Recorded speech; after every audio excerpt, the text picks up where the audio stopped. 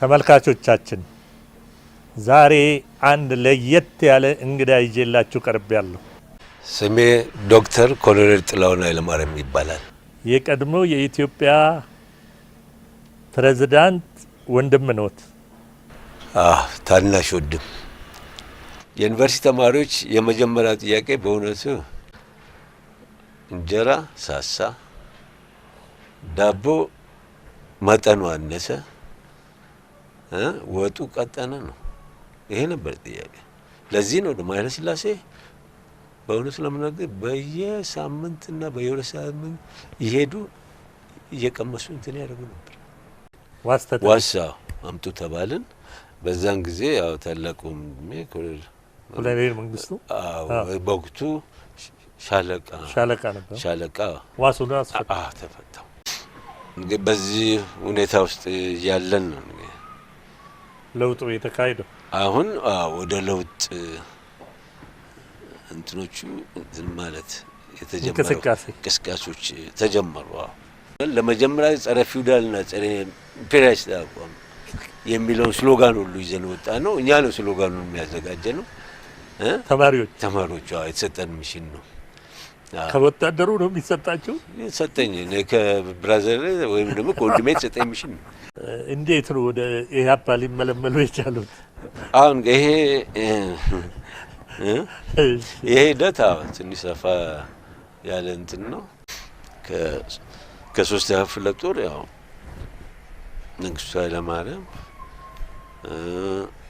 እንትና ገብረየስ ወልደሃና ተካ ቱሉ ብርሃኑ ባየ ኢህአፓን የተጀመረው ያው በ67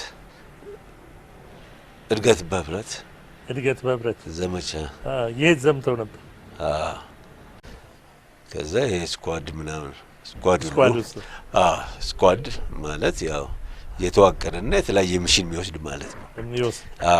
በተለይ በእኛ ጊዜ የእርሶ ሚሽን የእኛ ሚሽን ያው በአጠቃላይ በወቅቱ የነበረው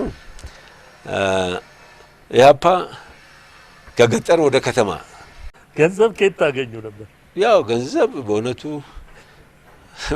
ታናናሽ የሆኑ እንትኖችን ሁሉ እያደራጀን ያው ዘረፋ የሚደረግ ነበር። ይሄ ምንም በወቅቱ ምንም ይደበቅ። እኛም ያው በስኳድ ደግሞ ማተሚያ ቤትም የማተሚያ እንትኖችን ሁሉ ዘርፈናል። የተያዙበትስ ቀን የተያዝኩት ምንድን ነው? በጣም የሚገርመው ነገር አንዱ የተናገረኝ ወንድም እዛ ትላል፣ አንተ ደግሞ እዚህ ጋራ ላይ ሆነ ሸፍተህ ታስቸግራል።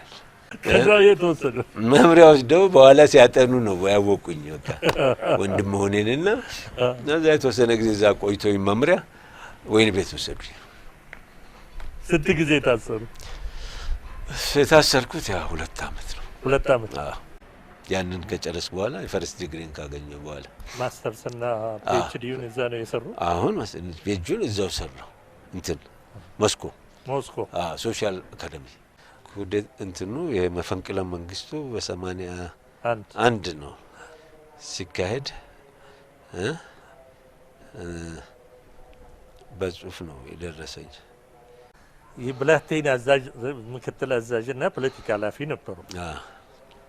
አዲስ አበባ ላይ ያለቀ ነገር ነው የመሰለኝ። አዲስ አበባ ላይ ያለቀ ነገር ነው የሚመስለው እንጂ ሲታይ እንጂ አላማ አልነበራቸውም ብለው ነው። እኔ ወደዛ ሄዳል ብዬ በፍጹም እንትንም አልነበረኝም። ምክንያቱም ያ ቢሆን እኔም እኮ ተከትዬ ሄድ ነበር።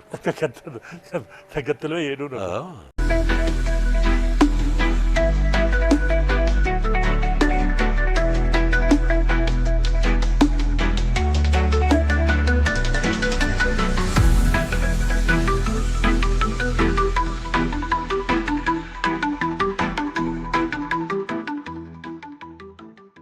ጤና ይስጥልኝ ተመልካቾቻችን፣ ዛሬ አንድ ለየት ያለ እንግዳ ይዤላችሁ ቀርቤያለሁ። አበበ ወርቁ ነኝ። ተከታተሉኝ። ስሞትን እስኪ ይግለጹልኝ።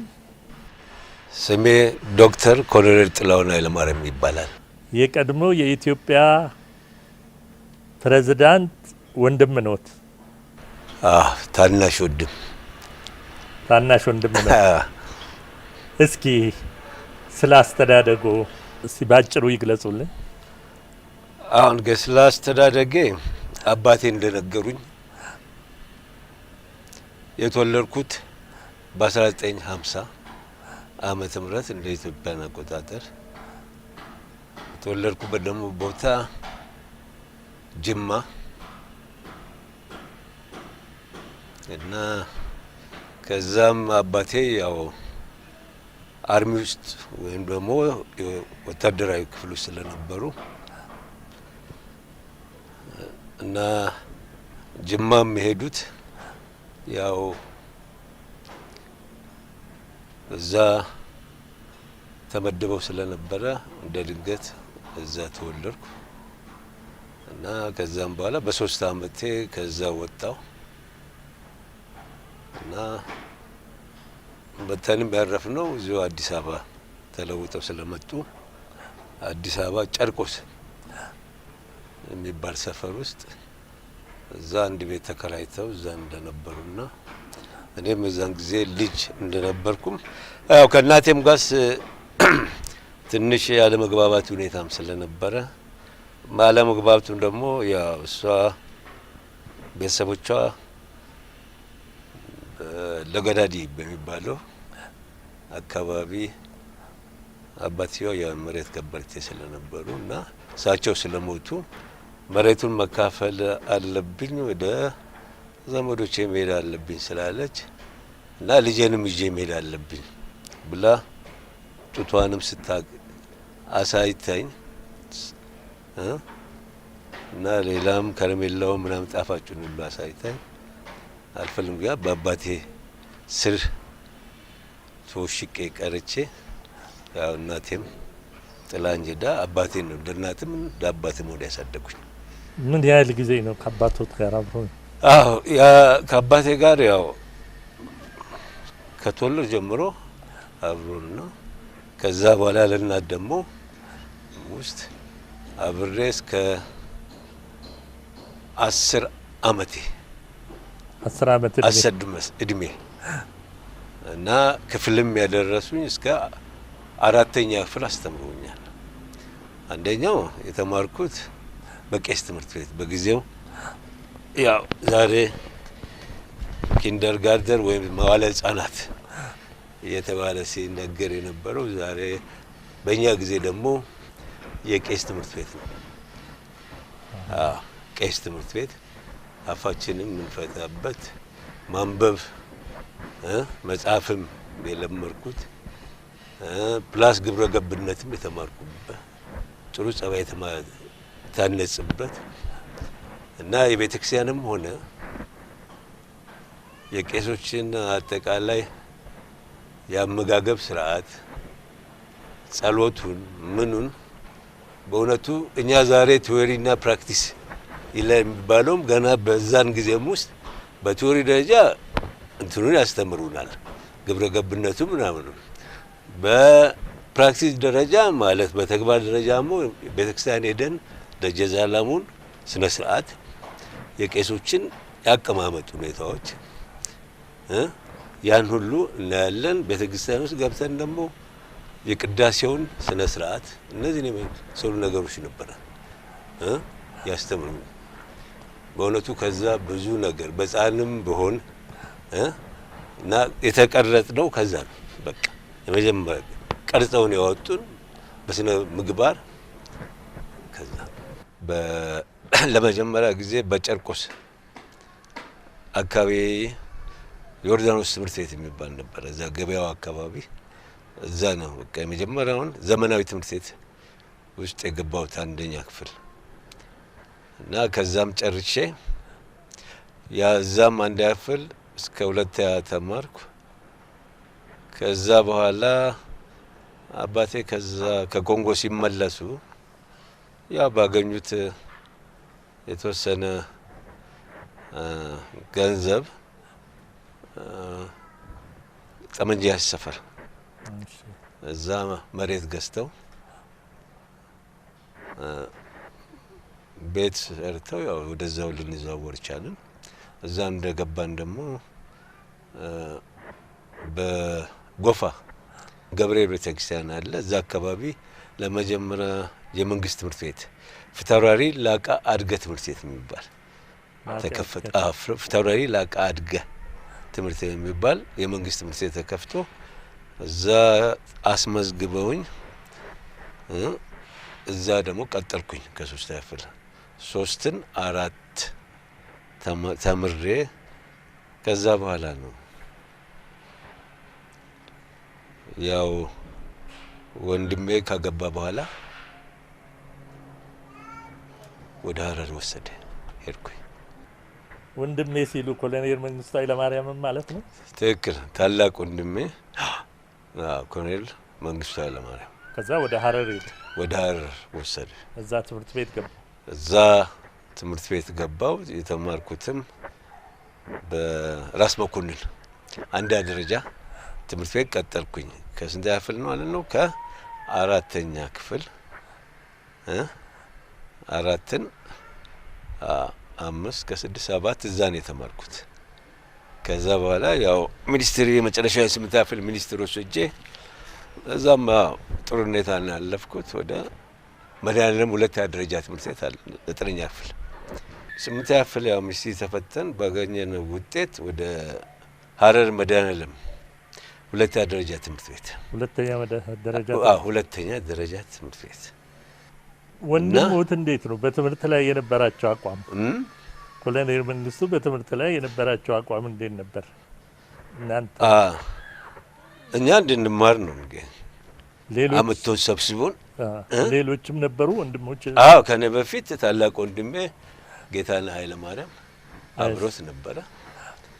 ከዛ በኋላ እሱ ትዳር ሲያገባ ደግሞ እኔና መጣኝ እና ይሄን የሚያደርገው ምንድነው ምን ያህል እንግዲህ ለኛ ትምህርት በጣም አስፈላጊና እና እኛን ለማስተማር ደግሞ ይሄንን መስዋዕትነት ማለት ይቻላል ወስዶ። እሳቸው በዛን ጊዜ ምን ነበሩ? እኔ ሴት ሻምበል ሻምበል እና ምን በማድረግ ኃላፊነቱ ሻምበል ሆኖ በመሳሪያ ግምጃ ቤት ወይም ደግሞ ሪሚ ይሉታል እና በዛ የዚህ ክፍል አዛዥ ነበር። 3ኛ ክፍለ ጦር ሪሚ ይሄ መሳሪያና የመኪኖች የጥገና ቴክኒካል ነው የሱ አዛዥ። የእሳቸውስ የትምህርት ሁኔታ? እሱ ያው በነገረን መድኃኔዓለም በማታም ተከታትለው እንትን ብለው ታምኗል። 12ኛ ክፍል ድረስ እዛ ጨርሰዋል። ከዛም በኋላ ደግሞ በተቻለ መጠን ዩኒቨርሲቲም ገብቶ ለመማር ከፍተኛ ጥረት ያደርግ እንደነበረም አጫውተውኛል። እና ይሄ ውጤት ነበራቸው። ጥሩ ውጤት ነበረ እና ፍላጎትም ምክንያቱም አንተ እኮ ለትምህርት ያለ ፓሽኔት ስትሆን ወይም ነው ፍላጎቱ እንትን ያ ሁሉ ፍላጎት ነበረ እና ትልቁ ፍላጎት ደግሞ እንደተገነዘብኩት ነው ዩኒቨርሲቲ ገብቶ መማርና በፖለቲካል ኢኮኖሚ እቺ ነገር ትዝ ይለኛል። እሱን ለመማር ነበር ጉጉታቸው። ውጪ ሂደው ተምረዋል። አሜሪካ ነገር እኔ ከመምጣቴ በፊት መሄዱን አውቃለሁ። እኔ ከመጣ በኋላ አስታውሳለሁ። እኔ 8ኛ ክፍል ሆኜ ነው በ1962 ነው ግን ሄደ ለሁለተኛ ጊዜ 1962 መጀመሪያ የመጀመሪያው ለመሳሪያ ጥገና ለምናምን ነው ያው ቴክኒካል ነገሮች ነው ያው ለመማር ነው። አሁንም ያው ዳግምም እንደዛ 2 ጊዜ ነው አሜሪካ 2 ጊዜ ነው ለትምህርት። በሌላስ ጎን ናቸው አንባቢ ናቸው ወይስ እንዴት ነው? እስኪ እሱ ምንም እንትን የለውም ግልጽ ነው። መጽሐፍ ይገዛል፣ መጽሐፍ ይገዛል። ገንዘቡ መጽሐፍ ላይ ነው በአብዛኛው ቢሎ ማለት ይቻላል። መጽሐፍቶች አሉ በቂ መስጠው። ምን አይነት መጽሐፍቶች? ልቦለድም ታሪክም የተለያዩ ታሪኮች ስለ አንደኛው ዓለም ጦርነት እኔ ካየኋቸው እና ካረኳቸው መጽሐፎች በአብዛኛዎቹ የታሪክ መጽሐፎች የኛም የሀገሬ ታሪክ ስለኛም ስለ ቴዎድሮስ ስለ ሚኒሊክ ስለምን እነዚህ መሳሰሉ ነገሮች ምንም የቀሩ የለም ብል ምንም ዋሸት አይሆንብኝም። እኔም ራሴ ስላነበኩት ውጪ ከውጪ መጽሐፍቶች ምን አይነት ነገር ነው? የፖለቲካ ነገሮች ነው? የታሪክ ነገሮች ነው? ልቦለድ ነው ወይስ ታሪክ ነው? በአብዛኛው በተለይ በዛ በሁለተኛው ዓለም ጦርነት ከፍተኛ ተሳትፎ ያደረጉ የነሱን ታሪኮች ነው በአብዛኛው ያነብ ነበረው እና ሀገራችን ደግሞ ስለነ ቴዎድሮስ ስለነ ሚኒሊክ ስለነ ኃይለ ሥላሴ ሌሎችም ሀገራችን ታሪኮች ሁሉ የጻፉበትን አነብ። ምን አይነት እንዴት ባህሪያቸው ቁጡ ወይስ እንዲሁ ትዕግስተኛ ምን አይነት ሰው ነበሩ? በልጅነት ህይወቱ እናንተ አሁን ስታጠፉም ስታጠፋ ይገስጻል። ኦፍ ኮርስ ይገስጻል። ያለን ታላቅ እንትን ይገስጻል። እኛም ያንን አውቀን ላለማጥፋት ሙከራ እናደርጋለን። ኃይለኛ ናቸው ወይስ እንዲሁ አንዳንድ የሚያናድድ ነገር ሲኖር ያው የሰው ልጅ በተፈጥሮ ኢሞሽናል ግንፍል እንላለን። ሁላችንም አንድ ያለን ጠባይ የመገንፈልና ሁኔታዎች አሉ። ነገር ግን ትልቁ ችሎታ ያንን ኮንትሮል ማድረግ ወይም መገደብ ነው። ገድበን ያን ነገር ማቆም ነው። ስለዚህ እሱም ቢሆን ለጊዜው ይቆጣል። ከዛ በኋላ ነገሮቹ ይረግባል። ይሄ ያለ ነው እና ደግሞ አዛኝም ነው። ሩር ነው። በጣም አዛኝ። ካገቡ በኋላ ነው እርሶ የሄዱት? እስቲ ስለ ባለቤታቸውስ? መጀመሪያ ደረጃ እኔ ጋብቻው ምንም ልጅ ቢሆን እዛው የተደገሰውም ምን ያለውም እዛው አባቴ መኖሪያ ውስጥ ነው። እዚህ አዲስ አበባ? እዛው አዲስ አበባ። አዲስ አበባ ነበሩ ባለቤታቸው? ባለቤታቸው አዲስ አበባ ነበሩ እና ባንቺ ቢሻው ነው? ባንቺ ቢሻው ይባላል። ባንቺ ቢሻው እና ያው አባቴ እና ያው ከሱ ጋር አንድ በመሆን ምንም ሳይዛዛ እንትን ያለ ትንሽ አስታውል በደንብ እንትን ላለው እና ድግስ ተደርጎ ባሉን እንትን የጠበቀ ሆኖ ነው ሰርጉ የተከናወነው። ከዛ በኋላ እነሱ ከሄዱ በኋላ በሌላ ጊዜ ነው እኔም ተከተልኩት። አባቶ የት አካባቢ ነበሩ ትውልዳቸው? እንግዲህ አባቴ እንደነገሩኝ ከሆነ ከፉሪ ነው። ፉሪ እዚሁ ኦሮሞ ኤሪያ ነው እና ኦሮሞ ናቸው። ኦሮሞ ምክንያቱም ኦሮምኛ በደንብ ይናገራል። ሌላስ ሌሎች ቋንቋዎች? ትግርኛም ባለሳሴ ትግርኛም ሲናገር የሰማሁ መሰለኝ። ጣሊያንኛ ይችላል። ጣሊያንኛም ይችላል። እናቶትም ኦሮሞ ናቸው ማለት ነው? እናቴማ ለገዳዲ አካባቢ በሙሉ ዙሪያ እዛ ነች። በተማሪው እንቅስቃሴ ውስጥ ነበሩ? እንግዲህ አሁን የተጀመረው ያው 9ኛ ክፍል በአብዛኛው የተጀመረው ከ9ኛ ወደ 10 ክፍል ስንገባ ነው። በዛ በኩል ብዙ መጽሐፍቶች የሮታ ዓለማው በተለይ የነ ማርክስ የነ ሌኒን የማኦ ሴቱንግ የነ ኢንቨር ሆዣ አልባኒያን ኮሚኒዝም እና እነዚህ ሁሉ ያው በቀላሉ ሶማሌ በኩል ይገባሉ። እኛም ማንበብ ጀመርን አሁን እና ከዛ በኋላ ይሄ የነ ጥላሁን ግዛው 63ቱ ንቅናቄ ወደ እናንተም እንትን አለ? አሁን ምንድን ነው እንደ ገባኝ የተማሪው በተለይ የተማሪው ማህበር እንቅስቃሴ በእውነቱ እንትኑን ማጎልበት ወይም ደግሞ እንደገና መንቃት እንዲንቀሳቀስና አንድ ውጤት እንዳገኝ የገፋፋው 1953ቱ መፈንቅለ መንግስት ነው። መፈንቅለ መንግስቱ ትልቅ አስተዋጽኦ አድርጓል። ኖት ለተማሪው ብቻ ሳይሆን አጠቃላይ በህብረተሰብ ውስጥ ብቻ አንድ ነገር የማንቃት እንትን ደውሎ የሌ ነው። በዚህም ነው እንግዲህ ለዚህም ምልክቱ ምንድነው? ይሄን በ1950 እንደ መንግስቱ ነዋይ እንቅስቃሴ ሲያደርጉ ተማሪውም ድጋፍ እነሱን በመደገፍ የቆምበት ጊዜ ነበር። ቀጥታ እንትን ውስጥ በዚያ አስታውሳለሁ ኃይለ ሥላሴ በእውነቱ ትልቅ ቅሬታ እና ቤተ መንግስታቸውን ለዩኒቨርሲቲ ሰጥተዋል። ለትምህርት ደግሞ ያላቸው ከፍተኛ ምክንያቱም እስከዛሬ ኃይለ ሥላሴን የምናመሰግነው ትምህርት የሚለው ነገር በሚኒሊክ ጊዜ ቢጀምርም በተለይ በሚኒሊክ ጊዜ መጀመሪያው ዳግማዊ ሚኒሊክ ትምህርት ቤት የመጀመሪያ ትምህርት ቤት በኢትዮጵያ በዚህ ትምህርት ቤትም ኃይለ ሥላሴ ተምሯል ከእንትን ውጭ እና እሳቸው ደግሞ በመቀጠል ደግሞ እስከ በወቅቱ በነበረ ሁኔታ እንደው በቂም እና እንትን ባይልም ብዙ ትምህርት ቤቶች ከፍተዋል። ከኤሌመንተሪም ጀምሮ ወደ ላይም ኮሌጆችንና ቮኬሽናል ስኩልስ ማለት የሙያ እንትኖችን ተቋማትን እንዲከፈቱም አድርገዋል። ይሄ እውነቱ እኛ ኃይለ ሥላሴን በእውነቱ ትልቅ ቦታ የምንሰጠው ቦታ ነው። ትምህርት ለማስፋፋት በዚህ በሃይ ስኩል የተማሪ እንቅስቃሴ ውስጥ ነበሩ። እንግዲህ ይሄ ነው አሁን እችን ያመጣው ምንድን ነው?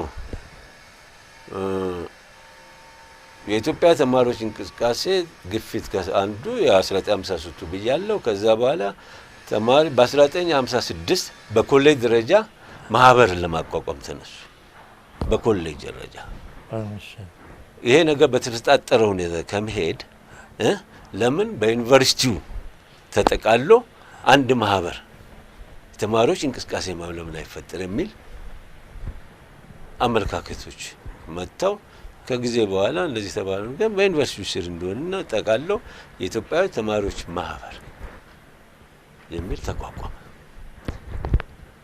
እና ይሄም የተጠናከረ ምን ይያለ ሄዶ ይሄም በእርግጥ በትክክል የተወሰነው 1958 ላይ ነው። እንደብረ በትክክል ተማሪዎች ማህበር የሚለው ነገር በአገር ቤት ይሄ በሚሆንበት ጊዜ ነው። በአብዛኛውን ምንድነው ተማሪው የዩኒቨርሲቲ ተማሪዎች የመጀመሪያ ጥያቄ በእውነቱ እኛም ያው ባለንበት ሁኔታ እንከታተላለን። ከሀረርም ሄዶኛ ልጆች አሉ ዩኒቨርሲቲ የገቡትም ቫኬሽንም ይመጣሉ፣ እንለዋወጣለን። ያለውን አጠቃላይ ሁኔታ ይነግሩናል እና እንትን የሚያደርጉናል። ከዚህ ምንድነው የተማሪ እንቅስቃሴ የመጀመሪያው እንትን የነበረው እንጀራ ሳሳ፣ ዳቦ መጠኑ አነሰ፣ ወጡ ቀጠነ ነው። ይሄ ነበር ጥያቄ። ለዚህ ነው ደግሞ ኃይለ ሥላሴ በእውነት ለምናገር በየሳምንትና በየሁለት ሳምንት ይሄዱ እየቀመሱ እንትን ያደርጉ ነበር። እየቀመሱ እንትን በቃ እንትን እስከ ማለት ድረስ ገብተው ነበር። እና ይሄን ሁላ ጫውቱን ነበር። ከዛ በኋላ ወደ ፖለቲካ እንቅስቃሴ የተገባው ይሄ ነው አሁን ነው። ከዚህ ከእንትን በኋላ የተማሪው እንቅስቃሴ ቀስ እያለ ፖለቲካ መልክ እያያዘ መጣ። የመጀመሪያ ፖለቲካ ምንድነው? ፖለቲካ ሊያሰኝ የሚችለው መደራጀት አለብን። ድርጅት የሚለውን ነገር እንትን መደራጀት አለብን። የራሳችን መጽሔት፣ ነፃ መጽሔት ያስፈልገናል። እነዚህ መሳሰሉ ዲሞክራሲያዊ የሆኑ ጥያቄዎችን ነው መጀመሪያ ተይዞ በነፃ መደራጀት። እነዚህ መሳሰሉ ካለምንም ተጽዕኖ ይደረግ ለሚሉ ጥያቄዎች ነው ተይዞ ተመጥቶ በኋላ ነገሮች በዛን ጊዜ የኢትዮጵያን ፓርላማ በሁለት እንትን የተከፈለ ነው። የህግ መወሰኛና የህግ መምሪያ የሚባሉ ናቸው። እነዚህ የህግ ሙሰኛ የሚባሉት በአብዛኛው ያው የሎላኑና መሳፍንቱ መኳንቱ ካለምንም ምርጫ የሚቀመጡበት ነው። የህግ መምሪያው ደግሞ ያው በህዝብ ተመርጧል እንዳይባል ምንድን ነው በየአካባቢው ያሉ የመሬት ከበርቴዎች ራሳቸውን መርጠው ህዝብ አይደለም ራሳቸውን ይመርጡና ወይም ደግሞ ይቀርቡና ይታዩና ያው በፓርላማ ውስጥ ያው ድጋፍ ይዟል። የዚህ ሁሉ ህግ መወሰኛም ህግ መምሪያ የሚኖር ግን ወሳኙ ንጉሱ ናቸው። የምን ምንም ድምጽ የለውም ሌላ ሉላኑም መሳፍንቱም መኳንንቱም ለሁሉም ነገር ወሳኝ እሳቸው ናቸው። ይሄ ምንድን ነው የሚባለው? እዚህ አብሶሉት ሞናርኪ ነው። አብሶሉት ሞናርኪ ወይም ደግሞ ፍጹማዊ አገዛዝ የምንለው ነው። ፍጹማዊ አገዛዝ። አሁን የእርሶ ትግል ከምኑ ላይ ነው የጀመረው? አሁን ተማሪዎች እንቅስቃሴ ውስጥ የእርሶ ከየት ነው የጀመረው? የእኛ እንቅስቃሴ የጀመረው መጀመሪያ ራሳችንን በማደራጀት ነው። ማንበብ በማንበብ ራሳችንን ማንቃት ነው የጀመረው። ከዛ በኋላ የምናደርግ በትምህርት ቤት በመድኃኒዓለም ሁለተኛ ደረጃ ስንገባ የስቱደንት ካውንስል የሚባል ስቱደንት ካውንስል ተቋቋመ።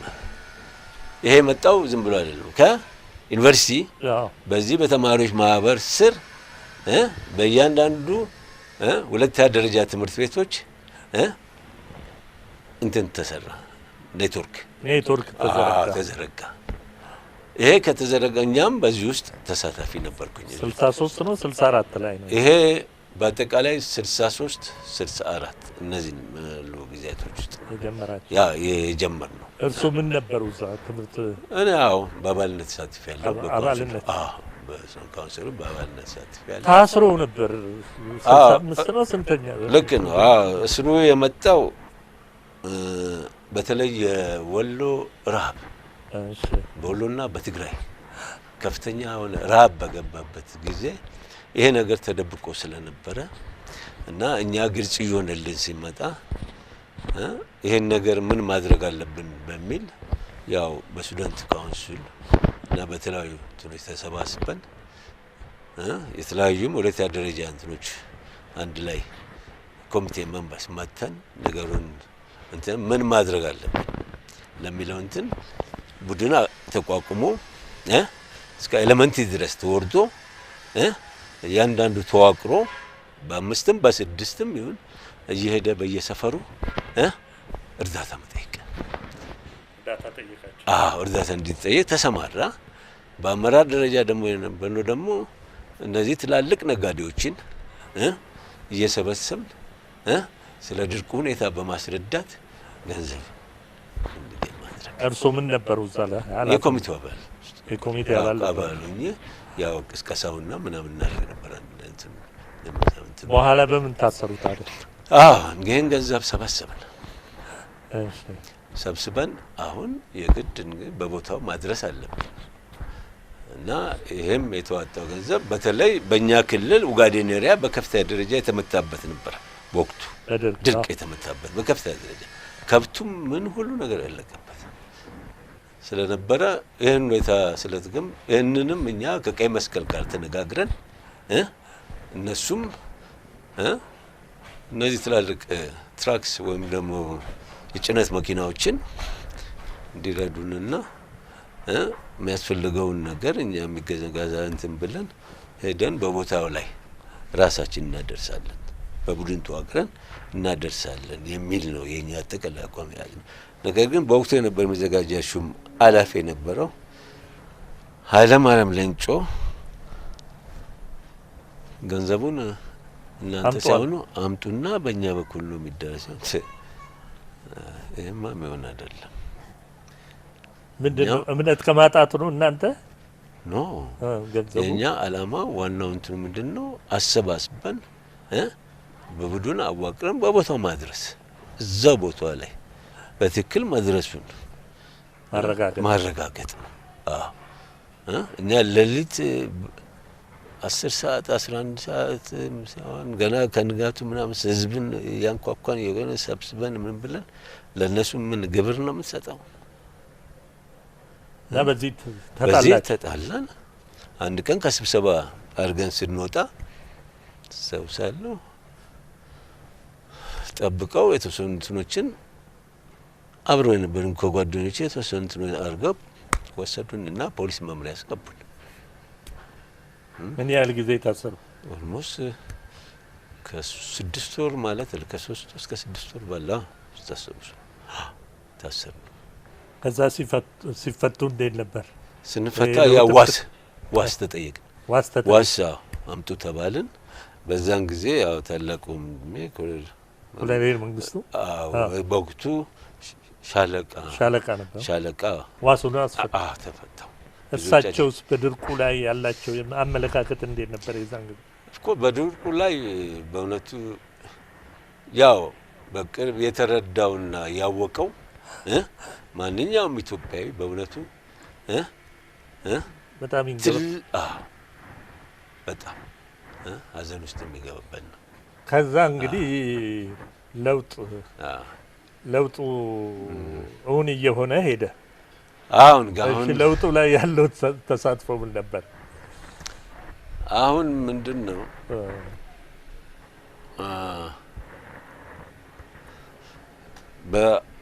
በአርሚም ውስጥ እንቅስቃሴ ይደረግ ነበር። ከሻለቃ በታች ያሉ የሚግባቡ የሚናበቡ ያው እንግዲያው ኢንትረስትድ ግሩፕ ይባላል። ማለት ያው የሚተማመን በጓደኝነት አብሮ ያለ ተሰባስበው ሚስጥራዊ ሆነ በሚስጥር ደረጃ የተገናኙ ያረጉ ነበረ። በዚህ ወቅት ላይ ደግሞ እኛም ደግሞ ይሄንንም እንቅስቃሴ እያደረግን አንዳንድ ነገሮችንም እንትንሳለክ ስለነበረ ጥሪ ተደረገ። እነዚህም ጥሪዎች ምንድነው እኛንም ተማሪም ያሳተፈ መምህራኑንም ያሳተፈ በአጠቃላይ እዛ ያለውን አርሚውንም ያሳተፈ። ማን ነበር የሚመራው እዛ አካባቢ ያለውን ይሄንን እንቅስቃሴ? የተውጣጡ የነበሩ መኮንኖች ንቃይንባ አንዱ ያው ሻለቃ መንግስቱ ኃይለማርያም፣ ሌሎችስ ያው በርቀትም ቢሆን ገናኙ የነበሩ ያው የሚናበቡ ከነበሩ ሌሎችን እኔ በቅርቡ ከማሳ በአዲስ አበባም እነ ተስፋዬ ገብረ ኪዳን አሉ። የሱም ጓደኛ አብሮ አደግ ደግሞ ሻለቃ ሻምበል ነው በዛን ጊዜ ነው መሰለኝ እንትና ተፈራ ተክላብ ያኔ ዩኒቨርሲቲ እሱ ዩኒቨርሲቲ ገብቶ እየተማረ ነበር በዚህ ወቅት ውስጥ በዛ ወቅት ያኔ ደግሞ ያው ተማሪው ዩኒቨርሲቲ ትምህርት አንቀጥልም እንዘጋለን በሚባልበት ጊዜ እዛ ውስጥ ያው በተማሪው እንቅስቃሴው ተሳትፏል። የተማሪ እንቅስቃሴውንም ደግሞ ለተለያዩ የአርሚ እንትኖች ያው ኢንፎርሜሽን ይለዋወጡ እንደነበርና ይሄንን ተጠቅመው ይሄን ነው አሁን ይሄንን ሁኔታዎች ኦርጋናይዝድ አድርገው ሁሉንም እኛንም ተሳትፎ ትዝ ይለኛል ኃይሌ ባከዳኝ ጀነራል ኃይሌ ባከዳኝ በወቅቱ በዛን ጊዜ የሶስተኛ ክፍለ ጦር አዛዥ እና ከሱ ጋር አለመግባባቶች ስለተፈጠረ ምንድነው ያለመግባባታቸው ትልቁ አለመግባባት ምንድነው? እንደ ያው እሱም እንደነገረኝ ከአሜሪካን ሀገር እንደተመለሰ ሲመለስ ምክንያቱም የተወሰነ ጊዜ እንትን ነበረው የአንድ ወር ምናምን እዛው ማሳለፍ ይቻላል። ነገር ግን ለትምህርቱ ለዙ ዩኒቨርሲቲ ለመቀጠል ብሎ ቶሎ ብሎ ከዛ መጥቶ ወዳውን ለመቀጠል ነው። ምክንያቱም የሱ ጓደኛ አብሮ አደጉ ዩኒቨርሲቲ ገብቷል። ስለዚህ ያችን እድል አላገኘም። እሱ በዛ እድል ሊገባ የሚችል እዚህ የአሜሪካኑ እድል ቢቶ ነው ይሄንን ወይ ቢጠይቅ ኖሮ ወይ ወደዚህ ላይ ግን ያ ሚሊተሪ እንትን ታውቀዋለህ አንድ አዛዥ ይሄን አልካለ ጥያቄ የለም ስለዚህ አንተ ተቀብሎ ወደ አሜሪካ ነገር ምንም ቅርም ቢለው ሄዶ እንደገና ጨርሶም ደግሞ ተመልሶ ይሄን ነገር ወደዛው ለመግባት እቅዱ ስለነበረው የግል ቅራኔ ነው ወይስ ምንድነው አሁን በሳቸው ላይ የመረረ ጥላቻ እንዲኖራቸው ያደረገው? በዚህ በትምህርት ምንድን ልክ እንደተናገርኩት ከአሜሪካን መጥቶ ማመልከት ይመስለኛል ወደዚህ መጥቶ እንሳል እዛ ዩኒቨርሲቲ ጥረት ያደርግ ነበር መሰለኝ እሱ እንደነገረኝ ነው እዚህ መጥቶ ኢንፎርም አላደረገም ወይም ደግሞ መምጣቱን አላሳወቀም። አዎ መሰለኝ እዛ ግን ጥረት ዩኒቨርሲቲ ለመግባት አንዳንድ ሁኔታዎችን ከዛ መጣ እንደገና ደግሞ በአዲስ አበባ እንትን ዩኒቨርሲቲ ውስጥ መግባት ምናምን የሚል ነገር ትንሽ አለመጣጣም ነገር ደረሰና ከዛ በዙ አለመግባባት ብቻ ከዛ ከነበረበት ሪሚ አንስተው ወደ ኡጋዴን ወይም ያው ጅጅጋ የ10ኛ መካናይዝድ ብርጌድ እዛ ውስጥ እንዳያደርጉ የዛን ጊዜ ነው ቤተሰቡንም ይዞ እሱ ሲሄድ እኔ ለብቻ አረቀረው። ከዛ በኋላ ነገሮች ሲለጡ ኃይለ በከደም ተለውጥ ሲሄዱ እንደገና ተመልሶ ወደ ሀረር ተመጣ ቤት ተሰጠው የመንግስት ቤቶች ለመኮንኖች ሰሩ ቤቶች ነበሩ እና እሱንም ከዛ በፊት ተከራይቶ ነበር እዛ ተሰጠው እዛ ነበር በአብዛኛው ይኖር ነበረው በዚህ ሁኔታ ውስጥ ያለን ነው ለውጡ የተካሄደው አሁን ወደ ለውጥ እንትኖቹ ማለት የተጀመረው እንቅስቃሴዎች ተጀመሩ በዛ እንቅስቃሴ ውስጥ እንግዲህ ከፍተኛውን በምስራቅ አካባቢ የነበረውን ከፍተኛውን እንቅስቃሴ ኮሎኔል መንግስቱ ነበሩ የሚመሩት እንግዲህ ያንን እከሌ መርዋል ብለህ ለማለት አይቻልም ምክንያቱም እኔ በዛ ጊዜ ነበረኝ ግንዛቤ አንድ የሆነ ሰክሬት የሆነ ግሩፕ እንዳለ ይታወቃል ኢንትረስትድ ግሩፕ እንዳለ አውቃለሁ ምክንያቱም ሲሰባሰቡ ማን እንደሆነ ታያለህ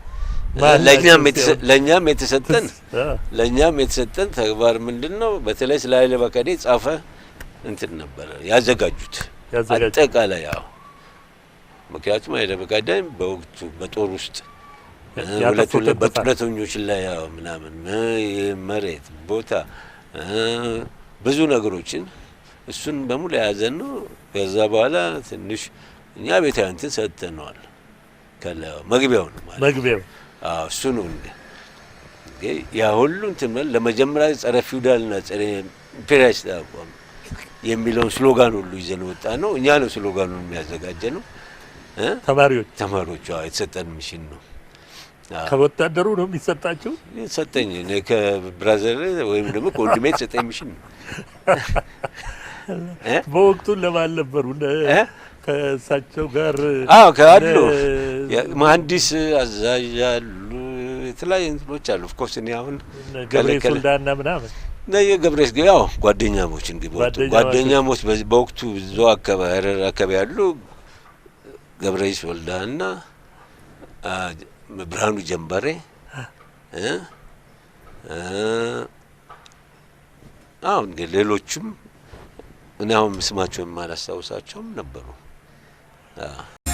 ከዛ በኋላ አብዮቱ ፈነዳ እሳቸውም ወደ ስልጣን መጡ እርሶ ደግሞ ወደ ሌላ ርዕዮተ ዓለም ገቡና እንደገና ታሰሩ ምንድነው እስቲ እንደሩን እስቲ ያን ተቃራኒ ጎራ ቆማችሁ የተማሪው እንቅስቃሴ ያየለ መምጣት ያው በውስጥ መምጣት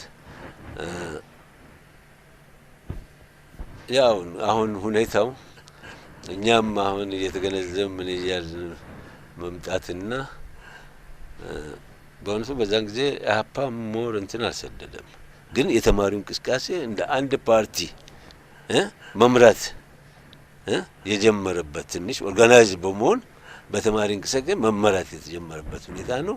እኛ ከላይ የሚሰጡን ነገሮች እንቀበላለን። እስከ እንትን ድረስ አድርሰናል። እስከ ኤሌመንተሪ ድረስ ተማሪውን እንትን እስከ ኤሌመንተሪ ድረስ አድርሰናል። ይሄ ለሁሉም ሁለተኛ ደረጃ ትምህርት ቤቶች በተለያየ አቅጣጫ ላሉት ሁሉ ይሄ ከዩኒቨርሲቲው የተሰጠ መመሪያ ተግባራዊ ማድረግ ነው። እና ከዩኒቨርሲቲው መመሪያ ይሰጣል። መመሪያ ይሰጣል። ከተማሪው ማህበር እንትን ይሰጣል። ያ ደግሞ ወደታው በእኛ ይመጣል። እኛ ደግሞ ወደታች እንወርዳለን። አሁን እንትኑ ስትራክቸሩ ወጣ፣ መዋቅሩ እየወረደ መጣ። አሁን ለእንቅስቃሴም አመቺ ቢሆን ሁኔታዎች ከዛ ከዩኒቨርሲቲም ይመጡ ከኛ ጋር እየተገናኙ የሚወያዩበት በተለያዩ ሁኔታዎች እንትን የማሩበት ሁኔታ። በቡድን ነበር የምትወያዩት? አሁን አመራሩ ነው ትልቁ እንትን ያለው በሁለተኛ ደረጃ ያለ ካውንስል አለ። በካውንስሉት እንትኖች አሉ፣ ሜምበርስ አሉ። ምክንያቱም ሃይስት ቦዲ ወይም ከፍተኛው አካል ካውንስሉ ነው። ካውንስሉ ውስጥ ነበሩ እርሶ? በካውንስሉ ውስጥ ነበሩ። ከዛ እንዴት ነው ወደ ኢህአፓ ሊመለመሉ የቻሉት? አሁን ይሄ ሂደት ትንሽ ሰፋ ያለ እንትን ነው። ምክንያቱም ይሄ እንቅስቃሴ ሲደረግና የጦር ኃይሎች፣ የፖሊስ ሰራዊት እና የህዝባዊ ጦር ምናምን አንድ እንትን ሲቋቋም እኔ በእውነቱ የዛን ጊዜ እኛ በተሰጠን እንትን ያው እኛ ማደራጀት ነበር በየእንትኑ።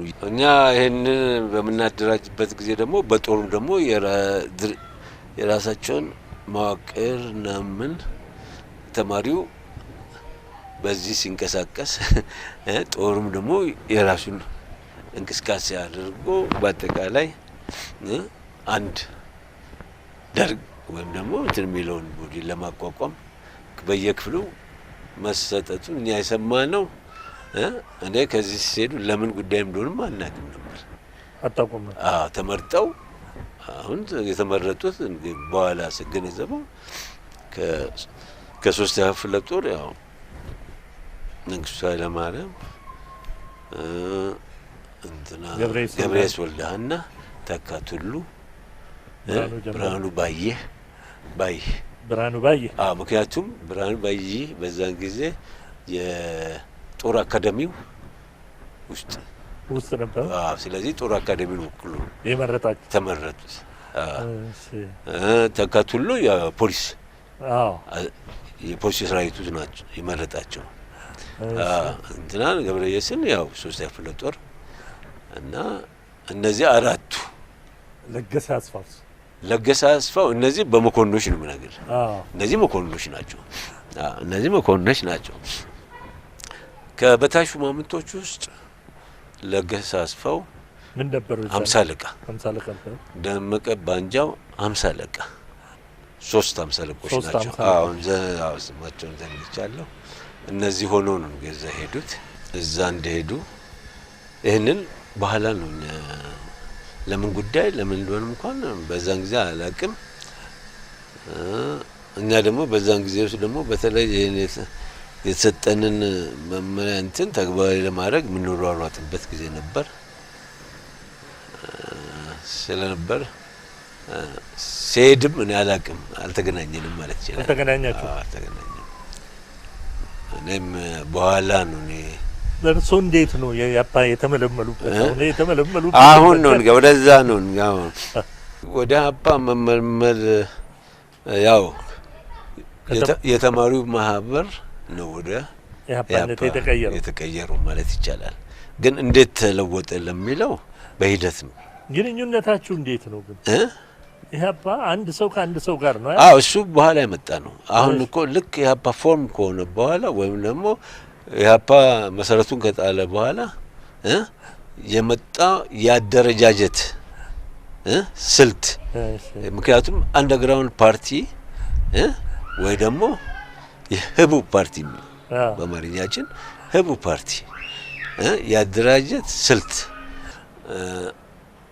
በተለያየ ጊዜ በተፈጠሩ ችግሮች ተፈጥረዋል። በተለይ የተማሪ ማህበርም አንድ ጊዜ የቆመበት ጊዜ ነበር፣ ቀጥ የተደረገበት ጊዜ፣ ከዚያ አመራሮቹም የተበቱበት ጊዜ፣ በተለይ እነ ጥላሁን ግዛው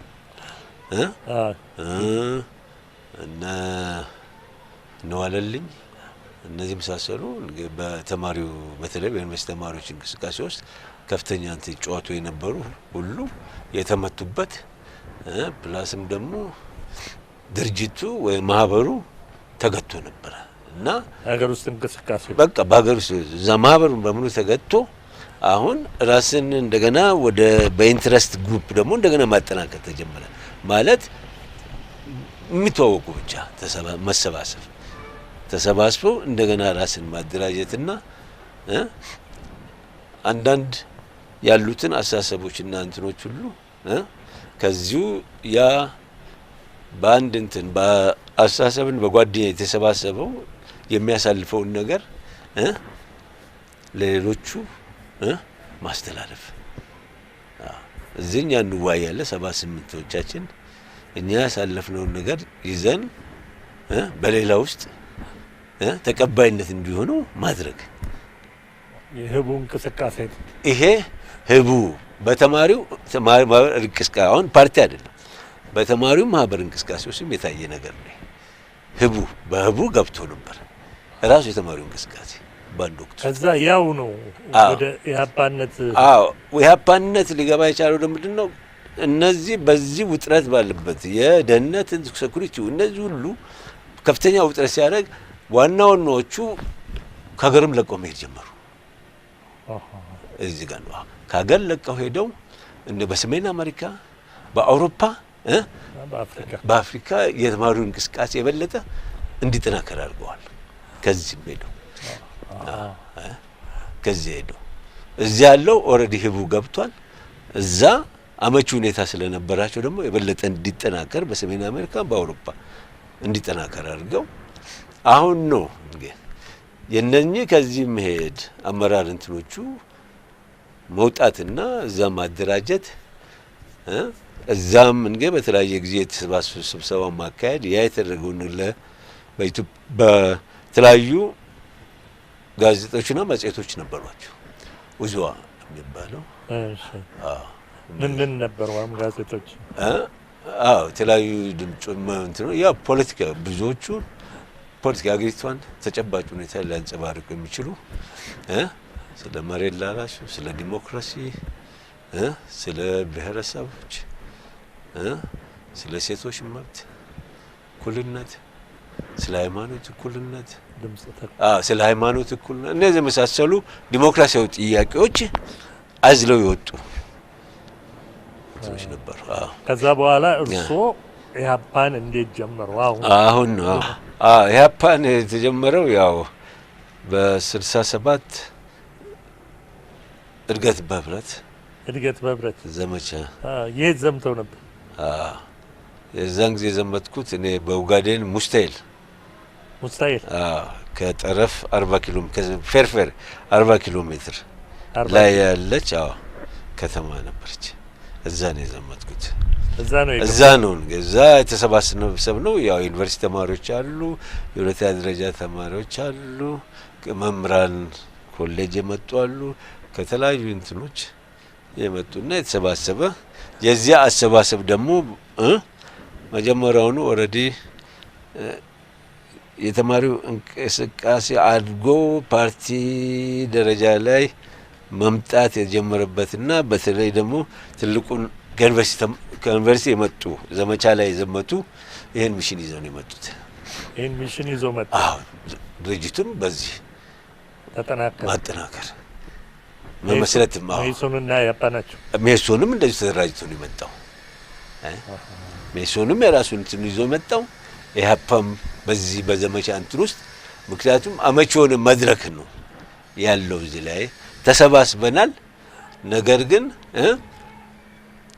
በአላማም አንዳንድ ጊዜ በምናደርገው ዲስከሽን ምናምንም የተለያዩ ልዩነቶችን ይፈጠሩ እንደነበርና በዚህ ነው እኔ በእውነቱ ለዚህ ድርጅት በመጀመሪያ ደረጃ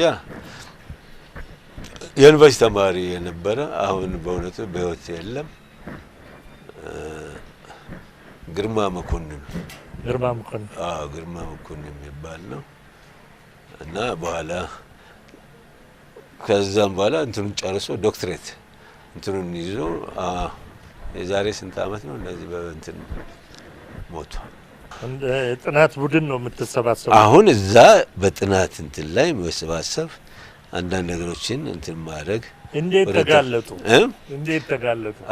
ያፓሞም አሁን ምንድነው ያው ከዚህ በኋላ ዘመቻውን ኤቫኩዌት ወይም ደግሞ ጥለን መውጣት አለብኝ ምን እንትን ተላልፎ ነበረ። ያው የሄድንበት ዘመቻ ጣቢያም ያው ቆላማው የአገሪቱ አንዱ ክፍል ስለነበረም እኛ በእውነቱ ምንም ምን ሰራን ለማለትም ያው በድርቅ የተሰባሰቡትን የተወሰኑትን 10,000 ምናምን አሰባስበን ምግብ መመገብ ነው። ሌላው ሳኒተሪስ ወይም ደግሞ ሽንት ቤት እነዚህ የመሳሰሉ ነገሮች ግን ያንም ስለማይጠቀሙ ያው እንደው ለፖለቲካሊ ብቻ እዛ የኛ መገኘት ግን ህዝቡን ታደራጁ ነበር? ህዝቡን ህዝቡን እንትን ማደራጀትም ጀምረን ነበር። ማደራጀትም ጀምረን ነበር። ግን ሞር ተቀባይነቱም ትንሽ ተጋፊዎች ናቸው በእውነቱ ሶማሌዎች። ተጋፊዎች ናቸው። ትምህርትም ሁሉ በቋንቋቸው አንቀበልም እስከማለት ደረሱበት ነበር እና ትንሽ የዛዬ ሶማሌ ዋናው ሶማሌ ይንጸባረቅ ነበር። በአጠቃላይ ፍሬታ አድርገው ይገቡም ነበር እንጂ ይገባሉ። እናንተ ላይ አደጋ የማድረስ ይሄ ትልቅ ጥንቃቄ ይደረግ ነበር እንጂ ሁሌ ማስጠንቀቂያ ይሰጠናል። ምክንያቱም በጦር ነው ተከበን ያለ ነው። ምክንያቱም 5ኛ ኮማንዶ አለ። ስለዚህ ጥበቃም አለ። እኛም ከተወሰነ ክልል ለብቻ መውጣት አይፈቀድላችሁም። ምክንያቱም እነዚህ እንዴት ነው መጨረሻ ላይ ታዲያ ጥለው የወጡት? ከዛ በቃ ይሄ ሁኔታ ሲተላለፍ ጥለን ወጣን። ያው እንትኑ ያው ከባሌ ሞላ አንዴ ተጥለቀለቀች። ከዛ በኋላ ይሄ ዋቢ ሸበሌ እንዳለ ተጥለቀለቀ አካባቢ። ከዛ ጥላችሁ ወጣ። በቃ ከዛ ጥለን ወጣን። ከዛ ወዴት ነው የሄዱት? እኔ ያው እዛው አዲስ እንትን ነው የቀረሁት መጀመሪያ። እሱን ጥለን እንደወጣን ወደ አዲስ አበባ አልሄድኩም። ሀረር ነው።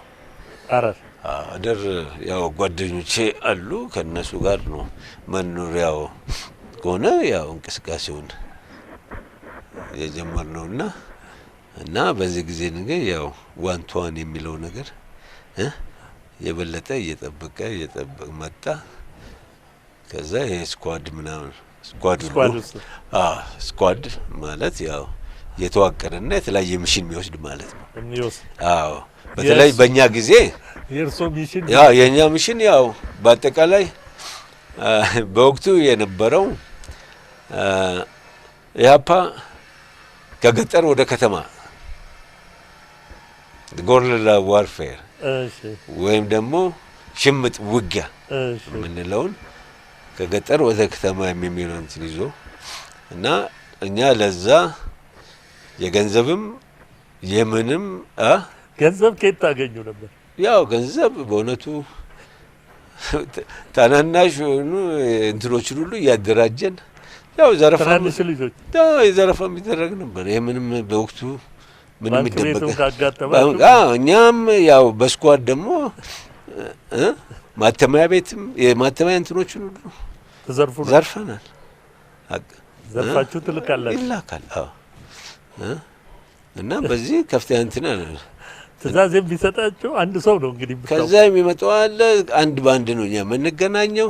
ዘሪዝኖ ዲሞክራሲ ሴንትራል የሚባል ነገር የለም። ተቀብለን ተግባራዊ ማድረግ ነው በእምነት ማለት ነው። የት ተደበቁ ነበር? በእምነት ነው። አደባባቃችን የት ላይ? እኔ አሁን በአብዛኛውን እኔ ሐኪም ጋራ ነው። ሐኪም ጋራ ምን አለ እዛ? ዋሻ አለ። ያ ዋሻ በእውነቱ ያኔ ታርጌት ፕራክቲስ ምናምን የሚካሄድበት ቦታ ነው። ቀላል መሳሪያዎች ተኩሶች ይካሄዱበታል። እቃዎች ለማመዱ ነው። አዎ የተገኙት ዘርፍ እቃዎችም የሚቀመጡበት ቦታዎች ናቸው እነዚህ። በተለያየ ጊዜ እንትን ከዛ ነው የምትቀባበሉ። ከዛ እንቀባበላለን። ማንን መጨረሻ እንዴት ተያዙ? አሁን ይሄ ሁሉ ከተካሄደና ያው የነበረው ግቡም ብዙዎቹን የስኳድ እንትኖቹንም ወደ አሴምባ ወስዶ እዛ ማሳተፍ የሚል ነበር ነው። ብዙዎቹን በኤሌመንተሪም ሆነ በሚሊተሪ ውስጥ በተለያዩ ኢንፍiltሬት እያደረግን እየገባን ማሳመን እያደረግን ሌሊት ከ10 ሰዓት ከንጋቱ ምናምን ተጀምሮ ከተማዋን ማሸብረቅ ነው። ያፓ ለምን ምክንያቱም ያ ሁሉ ምንድነው ከፖሊሱም ሰው አለን፣ ከጦሩም አለ፣ ከሲቪሉም ከምንም ሁሉም አባ ስለሆነ ምንም የሚያግደን ነገር አልነበረም። አሸብርቀን እንወጣለን። የተያዙበት ቀን የተያዝኩት ምንድነው በጣም የሚገርመው ነገር አንድ ወሳኝ የሆነ ዲሞክራሲ ይህን መጽሔት ከጋራው ካለበት ቦታ ወደ ታች ላንድ ለመስጠት ስመጣ ኦልሬዲ ለካ ሚሊተሪ ፖሊሶች ናቸው። ሰላም ፖሊሶች የሚሊተሪ ፖሊስ ዙሪያውን ለገብቼ እንትን እንዳል ዙሪያውን ከበዋታል። ሰጥተው ነው ገና ነው። እዛም ልጁም የለም ማስረክበው ግን እናትየው ምናምን አሉ። እኔ ሽንት ቤት ገብቼ ከሽንት ቤት ስወጣ ነው ግማሹ ገብቷል፣ ግማሹ ዙሪያውን ከቦታል። ካጥር ውጭ ሲገባ ልክ እኔ ስወጣ ነው ተጋጣጥ። የኮሎኔል መንግስቱ ወንድም መሆኑን አያውቁ። አንደኛ እኔ በስሜ ጥላውን የሚባል ነገር አይታወቁም። ምን ነበር ስሙ? ስሜ ቴክሱ ነው። ቴክሱ አዎ ይሄንን እንግዲያው የምታውቀው የሀረር ልጆች ይሄንን በደንብ ምክንያቱም የሚያውቁኝ በቴክሱ ነው እንጂ ጥላውን በሚል ነገር አያውቁኝም። ይሄ ምን ሆነ ያው ያፓ የዚህ የህቡ ፓርቲ ስም ሆኖ ቀረ። የህቡ ፓርቲ ስሙ በቃ በዛን ማንም ሌላው የሚያውቀኝ የለም። በዛ ተያዝኩኝ። ወዴት ተወሰዱ? ፖሊስ መምሪያ መጀመሪያ መምሪያ ወሰዱኝ። አልተገረፉ? አይ አልገረፉንም። በኋላ አስቀምጠው አዩን። ትዝም ቢለኝ አንዱ የተናገረኝ ወንድም እዛ ትላል፣ አንተ ደግሞ እዚህ ጋራ ላይ ሆነ ሸፍተህ ታስቸግራለህ። ወንድምህን እዛ እንትን አገር ይመራ አንተ ደግሞ እዚህ ጫካውን ታስቸግራለህ ያለኝ ትዝ ይለኛል። ከዛ የተወሰደ መምሪያ ወስደው በኋላ ሲያጠኑ ነው ያወቁኝ። በቃ ወንድም ሆኔንና እዛ የተወሰነ ጊዜ እዛ ቆይቶኝ መምሪያ ወይን ቤት ወሰዱኝ። ስንት ጊዜ ታሰሩ? የታሰርኩት ያ 2 አመት ነው። 2 አመት። በዚህ ሰዓት ኮሎኔል መንግስቱ ከማንም ጋር ግንኙነት አልነበረም። መጥቶ የሚጠይቆትም የለም። ቤተሰብ የለም። ተናዶቦት ነው ወይስ ምንድን ነው? ለምን ገባ? መናደዱም ብቻ ሳይሆን ያው እኔ አማምኜ ገብቼበታለሁ። አምነው ስለገቡበት እኔም አምኜ ገብቼበታለሁ። ያው እነሱም ያው ያቋም እንትን ስለሆነም ምንም መጠየቁም እና ለምን አልጠየቁኝም ምን ለማለትም ምን አሁን ያቋም ነው ባል አስወጣው። ኦፍ ኮርስ ትልቁ ምንድነው ያው በዛን ጊዜ እስከ ሻለቃ ደረጃ ደርሰው ደመቀ ባንጃው እና ቤተሰብም አስተዋጽኦ አድርጓል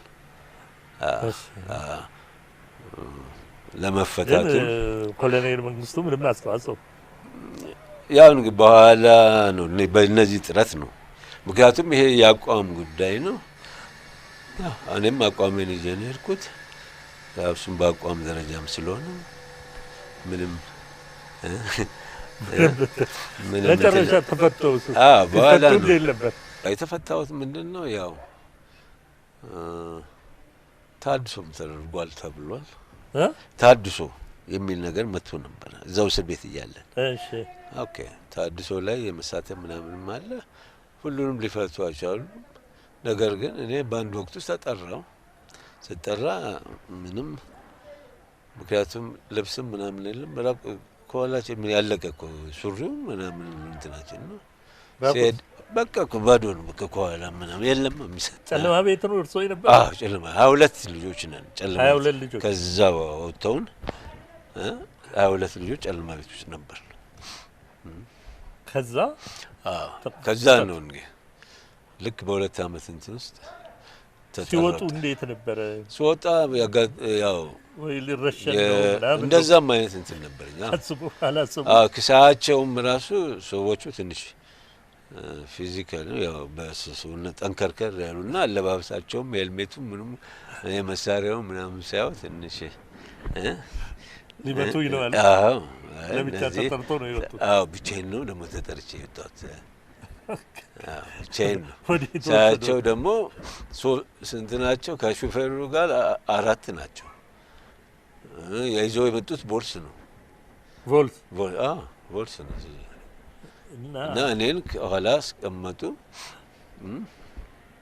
እንዲና እዚያ አስቀመጡ እና እነ ሰዎች ወዴት ነዱ?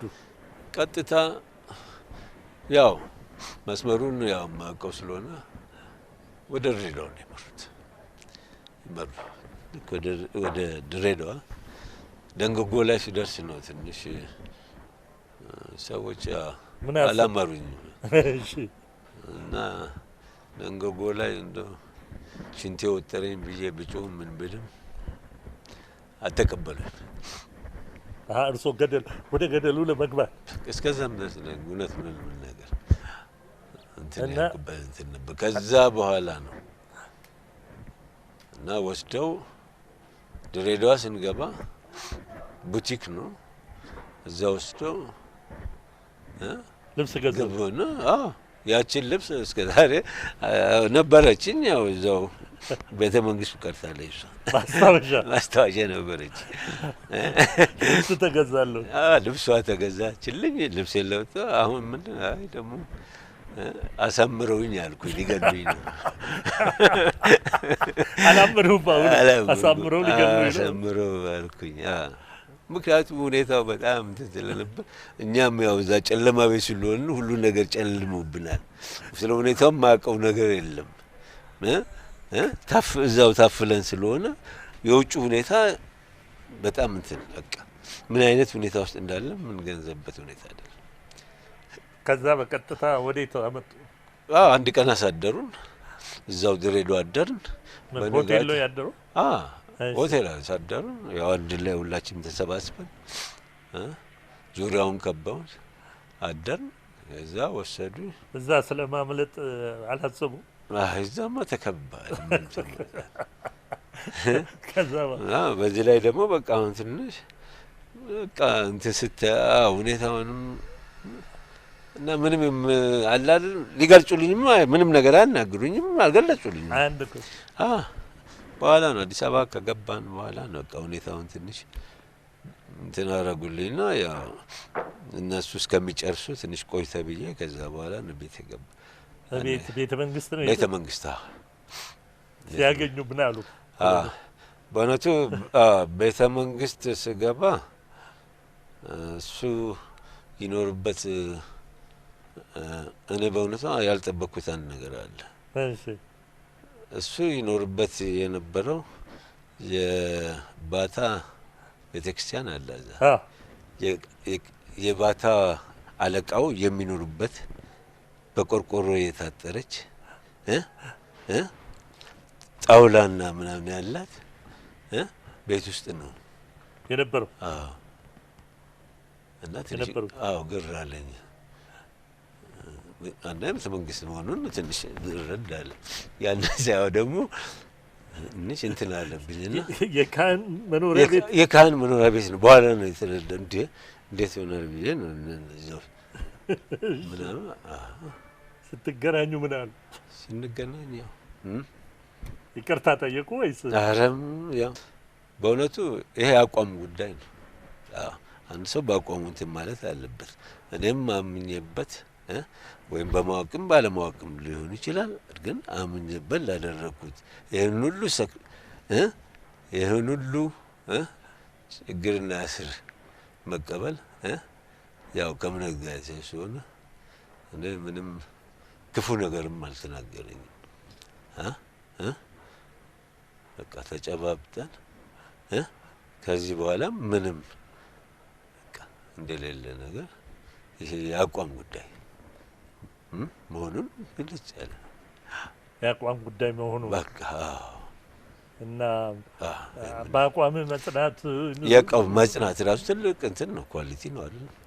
አንድን አቋም ይዘን እንትን ማድረግ እንትን ነው። ሆነ ካልሆነ ደግሞ ሁኔታው ይለውጠዋል። ተለወጠ ምንድን ነው በኋላ ላይ ግን ኢህአፓ ላይ አቋሞትን ቀይረው ነበር። ተቀይረዋል በአጠቃላይ። ምክንያቱም ወይን ቤት ውስጥ ሆኜ ነው መጀመሪያውን አቋም የተለወጠ። በተለይ በሶማሌ ጦርነት ላይ ነው። እዛው ወይን ቤት ሆነን ይሄ ጀስት እና አንጀስት ዋር የሚል በራሪ እንትኖች መጥተው በተለያየ መንገድ የገቡና ኢንፎርሜሽን ፊልድ ሲያደርጉ በእውነቱ እዚህ ላይ ተከፋፈል ማለት ይችላል። በዚህ እንትን ላይ ምክንያቱም ተደግፍ ነበር አንጀስት ዋር ነው ከሚለው ትክክለኛ ጦርነት ኢትዮጵያ የምታካሂደው ጀስት ዋር ነው የሚለውን ምንደግፍ በአንድ ወገን፣ አንጀስት ዋር ነው የሚለው በሌላ ወገን ተሰለፍን። እስከዛ ደረጃ ሄዱ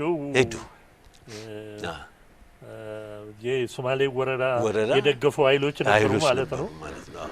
ሌላስ ያቋም ለውጥ ነገር ነበር? የከተማ ውጊያና የገጠር እሱ የገጠርና የከተማ ውጊያ በእውነቱ እኛ የማኦ ሴቱንግ ግን ኦን ሚሊተሪ ራይቲንግ በትክክል ከሚያስረ እንትን ውስጥ ምንድን ነው ከገጠር ወደ ከተማ፣ ምክንያቱም የሚለውን ፕሪንሲፕል ነው ይዞ የሚለው። ምክንያቱም አብዛኛውን ገና ኋላ ቀር በሆኑ ሀገሮች ውስጥ ትልቁን ነንበር ይዞ ያለው ፔዛንቱ የገበሬው ነው። ስለዚህ ይህንን ማስቤዝ ይዘህ ነው ወደ ከተማ የምትገባው።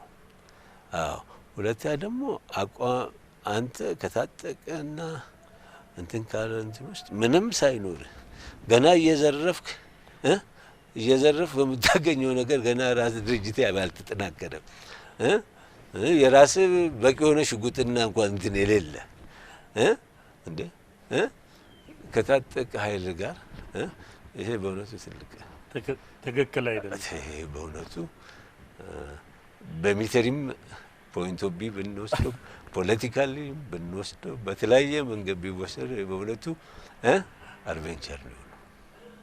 አሁን እንግዲህ አዲስ አበባ ገቡ፣ ቤተ መንግስት መጡ፣ ከወንድሞት ጋር ታረቁ፣ አብረው ሆኑ።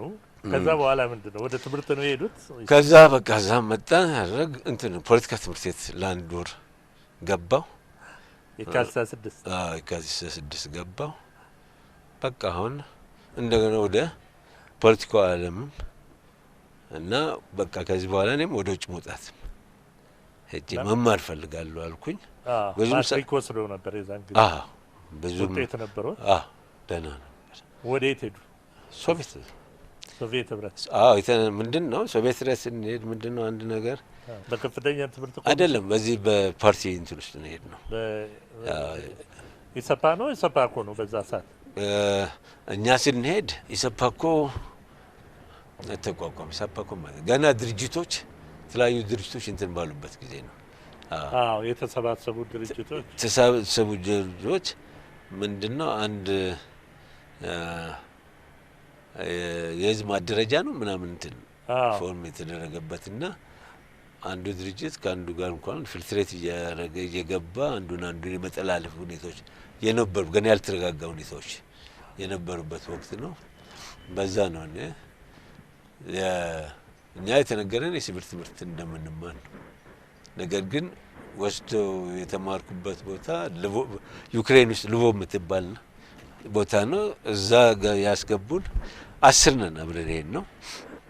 ከዚህ ውስጥ አንድ ብቻ ነው ሚሊተሪ፣ አንድ ሰው ብቻ ነው። አንድ ሰው አየር ኃይል የአየር ኃይል ውስጥ ካድሬ ነበረ እንጂ ሌሎቻችን በሙሉ ከትምህርት ቤትና አንድ ብቻ ከስራ ዓለም የመጣ እንጂ አብዛኞቹ ከትምህርት ቤት ሄድን ነን። ግን ወስደው ያስቀመጡን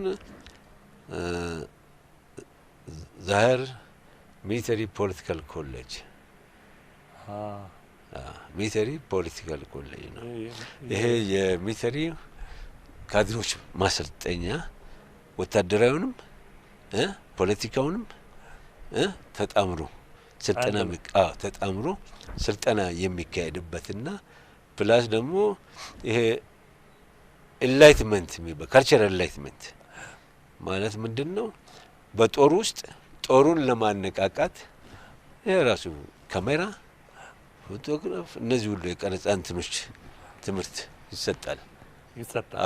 ቀረጻ እንትን ይሰጣል እና የሚሊተሪ ጆርናሊዝም ጋዜጠኛ ይህን ሁሉ ያጠቃለ በጣም ሰፊ እንትን የያዘ ኮሌጅ ነው። የሚሊተሪ ዩክሬን ውስጥ ልቦቭ የምትባል የመጀመሪያ ዲግሪውን እዛ ነው። እዛ ስንገባ ራሱ ትልቅ ጭቅጭቅ ተፈጥሯል። በእውነቱ እንትን ሁሉ ብዙ ነገር እንትን ተፈጥሮ በኋላ ነው ያን ሁሉ እንደምንኛ 3 አመት ጨረስ 3 ነው ኦልሞስት 3 አመት 4 ጨረስ። ከዛ በኋላ ወደ ሞስኮ ፖለቲካል አካዳሚ ሶሻል አካዳሚ የገባሁት ያንን ከጨረስ በኋላ የፈርስት ዲግሪን ካገኘ በኋላ ማስተርስ እና ፒኤችዲውን እዛ ነው የሰሩ። አሁን ፒኤችዲውን እዛው ሰራው እንትን ሞስኮ ሶሻል አካዳሚ። ይሄ ሶሻል አካዳሚ በማዕከላዊ ኮሚቴ የሚመራ ነው። በሶቪየት ኮሚኒስት ፓርቲ ማዕከላዊ ኮሚቴ ስር ያለ ወደ 60 ሀገሮች ማለትና የምዕራብ አውሮፓዎችም አሉ ከኤዥያም ከላቲን አሜሪካ የኮሚኒስት ፓርቲ እንትንክናስ እነዚህ የነጻነት የሚታገሩ ኃይሎች እነዚህ ሁሉ እዛ መጥተው ይማራሉ። ምን ይለያል ከሌሎቹ ፓትሪስ ሉሙምባ የሚባል ዩኒቨርሲቲ? ይሄን ለየት ነው ያ ከዛም ለየት ይላል። ይሄ በአብዛኛውን በታጋዮች በዚህ በኮሚኒስት ፓርቲ ውስጥ ያሉ በተለያየም ደግሞ ፓርቲዎች ያሉ ኃይሎች የሚሰባሰቡበት በቃ እዚሁ እየሰለጠኑ እንደገና ለእንትን የሚሄዱ እና በስንት ዓመተ ምህረት ወደ አገር ቤት ተመለሱ? በ80 በእኛ መጨረሻ አካባቢ ነው የመጣው። በ80 መጨረሻ የት ተመደቡ? 80 መጨረሻ እንደመጣው የማዕከላዊ ኮሚቴ የወጣቶች ማደራጃ መምሪያ ይላል። በኢሰፓ ማዕከላዊ ኮሚቴ በኢሰፓ ማዕከላዊ ኮሚቴ ማደራጃ መምሪያ ውስጥ ነው። እዛ ውስጥ የተወሰነ ጊዜ ከሰራውኝ ኩዴት እንትኑ የመፈንቅለ መንግስቱ በ81 ነው ሲካሄድ በጽሁፍ ነው የደረሰኝ። ከማን ነው በጽሁፍ? ያው ከፕሬዝዳንት ከዚህ ጊዜ ጀምሮ በኮሎኔል ማዕረግነት የብላቴን አየር ወለድ ማሰልጠኛ ፖለቲካ ኃላፊና ምክትል አዛዥ። አሁን እንግዲህ እዚህ ላይ ነው የብላቴን አዛዥ ምክትል አዛዥና ፖለቲካ ኃላፊ ነበሩ። ተማሪዎች የዩኒቨርሲቲ ተማሪዎች እዛ ነው ለስልጠና የሄዱት። የነበረው ሁኔታ እስኪ ይግለጹ። ያው ተማሪዎቹ ያው በፍላጎት ነው የተሰባሰቡት ማለት ይቻላል። ምንም ግዳጅ የለም። ያልመጣም ብዙዎቹ ግን መጥተዋል። ያው ትሬኒንጉም እንትን ብሏቸው ቀጠሉ እና እነሱን ሴቶችም ወንዶችም ወታደራዊ ስልጠና ነው የሚሰጣቸው እና ፖለቲካ ትምህርት። እስኪ እንደው አሁን በመጨረሻው ሰዓት ላይ ወንድሞት ኮሎኔል መንግስቱ ኃይለማርያም ከሀገር ሲወጡ እንዴት ነው እርስዎ የተገነዘቡት? እንዴት ነበር ያወቁት? አሁን ያው እዛ ብላቴን እያለሁ ሁኔታዎች ጥሩ አልነበሩም እና በተወሰነ ጊዜ ትንሽ ግርግር የተፈጠረበትና የበታች ሹማምንቶች እንቅስቃሴ ያደረጉበት ወቅት ነው። የበታች ሹማምንቶች ለሁለተኛ ጊዜ ማለት ነው። ከ66 በኋላ እንደገና ለሁለተኛ ጊዜ እንትን ያደረጉት የበታች ሹማምንቶች የተነሱበት እዛው በብላቴን ያሉ ያው አሁን በመጨረሻው ሰዓት ላይ ወንድሞት ኮሎኔል መንግስቱ ኃይለማርያም ከሀገር ሲወጡ እንዴት ነው እርስዎ የተገነዘቡት? እንዴት ነበር ያወቁት? እኔ ያው እዛ ብላቴን እያለሁ ሁኔታዎች ጥሩ አልነበሩም እና በተወሰነ ጊዜ ትንሽ ግርግር የተፈጠረበትና የበታች ሹማምንቶች እንቅስቃሴ ያደረጉበት ወቅት ነው። የበታች ሹማምንቶች ለሁለተኛ ጊዜ ማለት ነው።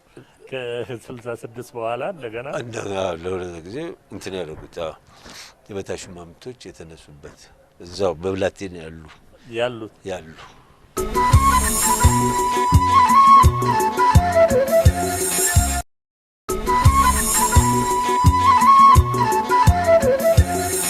ምንድነው ጥያቄያቸው? በአብዛኛዎቹ የነበሩት ሰሜን በኤርትራ የተዋጉ ይሄ 102 አየር ወለድ እንትን ውስጥ ከፍተኛ እንትን ውስጥ የተሳተፉና በዛን ጊዜ ደግሞ በቀለባችን ደሞዛችን በአጠቃላይ ነገር ስንበደል ነው። ይህንን በደል ደግሞ በጽሁፍ ምክንያቱም አንድ ቀን ባልታሰበ ሁኔታ ነው ተነስተው እንትን ያደረጉት እና ሄጄ በቦታው ሳናግራቸው እኛ እርሶን ስልጣን መጋፋት አንፈልግም ያሉኝን ነው። የእርሶን ስልጣን መጋፋት አንፈልግም፣ እኛ ግን ተበድለናል። አንገፋም፣ ቦታውን እኛ እንትን አንልም። ነገር ግን እርሶ ብዙ የማያውቁት ነገር አለ፣ ተበድለናል። ስለዚህ እና ይሄን በደላችን ደግሞ ማንም ጀነራሊዝም መጥቶ ይሄንን መልስ ሊሰጥና አንፈልግም። ይሄንን በፖሊስ ቢሮ ያሉ አንድ ሰው ሲቪል ነው ያሉ ሲቪል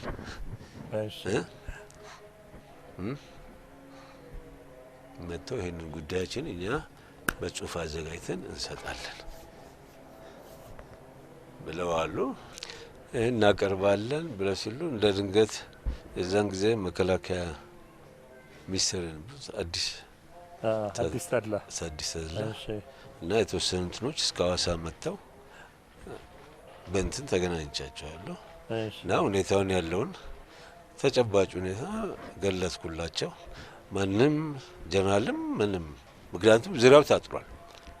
ብላቴን ያው በእንትን የተከበበች ነች፣ በተራራ የተከበበች ነች እና ያንን ቦታ በቀላሉ ለመወጠር ምንም ብዙም ችግር የሚፈጥር ነገር የለውም። ስለዚህ ወጥረውታል።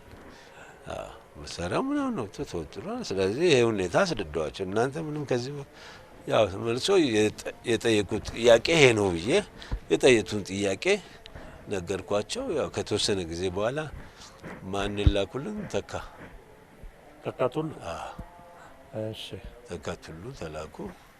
መጥተው ያው ስብሰባ እንትን አድርገን እነሱም የተናገሩትም ተናገሩ። ከዛ እንትናቸውን አቀረቡ፣ ደብዳቤያቸው በደንብ የተጠረዘ ተደርገውን አጠቃላይ እንትን ያዘ አቀረቡ። በዚህ ሁኔታ ነገሩ ትንሽ ረገብ አለ። እኔ ደግሞ ያው ሁሉንም ስልጣን ምክንያቱም የኔ አዛዥ የነበሩት ጀነራል ተስፋዬ ሀብተማርያም 105ን ይዘው ስለሄዱ ወጥተዋል ዘመቻ። እኔ ነኝ እዛ ቦታ ያለው። ከዛ በኋላ ነው ሌላ ጀነራል የበላይ እንትን መጣ እና አንድ ሁኔታ ተፈጠረ። ብቻ እዛ ውስጥ አንድ ልጅ ከነዚህ ከዘማቾች ውስጥ ያው አንድ የተሰጠን የእርሻን እንትን ነበር፣ የአትክልት ቦታዎች የብርቱካን ምናምን ያው በእኛ ስር ሆኖ ያው ለጦሩም ለአጠቃላይ ለሰልጣኙም እንዲሁ በየተወሰነ ጊዜ ይቀርባል። ግን እዛ ውስጥ በጥበቃ ስለተሆነ አንዱን እንጃ ከጠባቂው ጋር ሲባባሉ ያው ይመተዋል እና ይገላል። አንድ ዚሞትና በዛ ትልቅ ግሬታ ተፈጥሮ ነው መጨረሻ ላይ እሱን አረጋግቼ ምን ብዬ መጨረሻ ላይ ሬሳውን ይዤ ሁሉ እንዲሄድ ተደረገ።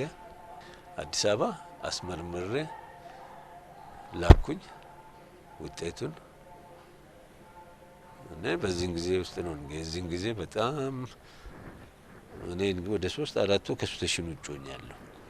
ያለው ሁኔታ ምንም አይነት የለኝም። እዛም ሴት ደግሞ ትንሽ ውጥረት ውስጥ ናቸው። ውጥረት ነበረ። ስብሰባው ምን በቃ ውጥረት ውስጥ ነበር።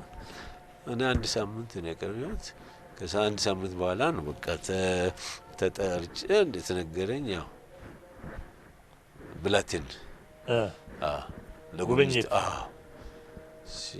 እኔ ጠዋት ነው ተነስቼ ከየት ከሐዋሳ ነው አይ ከዛው በጠዋት ነው የወጣሁት ከአዲስ አበባ ከዛ እንዴት ነበር መጥተው ከዛ በቃ እኔን እንትን ምን ነው መጥተው አነጋገሩትና ነው ተነጋግሬ በደምብ ተጠርቼ ነው። ምን ስብሰባ አድርገው ነበር? እዛ ስብሰባ አድርገው ብቻ እንደሆነ ነገር እንደሆነ አውቃለሁ። ግን ለእኔ ደግሞ የተነገረኝ ሐዋሳ እሱ እንደሚመጣ ሐዋሳ እንትን ብላቴን እና እኔም በዚህ ምክንያት ነው ሄጄ ጦሩን እዛ ያለውን ሰራዊት ዩኒቨርሲቲ ተማሪዎችን አግኝተው ነበር። አልተገኘ ምን በቃ እኮ እኔ ገና እኮ እኔም ራሴ አልደረስኩም እኮ 6 ሰዓት ይሄ ሁኔታ እንትን ሲል እኮ እኔም ራሴ እዛ ኦልሬዲ መመሪያውን ሰጥቻለሁ። ግን እኔም እየገሰገስኩ እያለሁ ነው። ሰዓቱ በስንት ሰዓት እንደሆነም ግን እንደሚመጣ ነው እንጂ ሰዓቱም አልተነገረንም። አላረፉም ማለት ነው። አላረፉም ምንም ነገር ቀጥታ ነው የወጡት። በቃ እንትን ይተባል። ግን እንዴት ነበር? ግን ተጃቧል ነው እዛ አካባቢ ይሰማ አንጃቦ ነበር። አንጃቦ እንደዛ ነው የሄዱት። ይሄንንም ደግሞ የምትረዳው ደግሞ ደመቀ ዋንጫው ከእንትን ነው የተመለሰው ደመቀ ከኬንያ ምን ነበር ግን አያውቁም በዛን ሰዓት ነው የሚሉት ወይስ እንዴት ነበር? ውጥረት እንዳለና በቃ እንደተገፋማ በደንብ ነው እንትን የሚነበብ። ግን ያንን ላለማድረግ ደግሞ አትሊስት ምንድነው በብላቴና የሩለድ እንትን ላይ አንድ ነገር ማለት ያሰበው ነገር ነበር። ከዛ መግፋት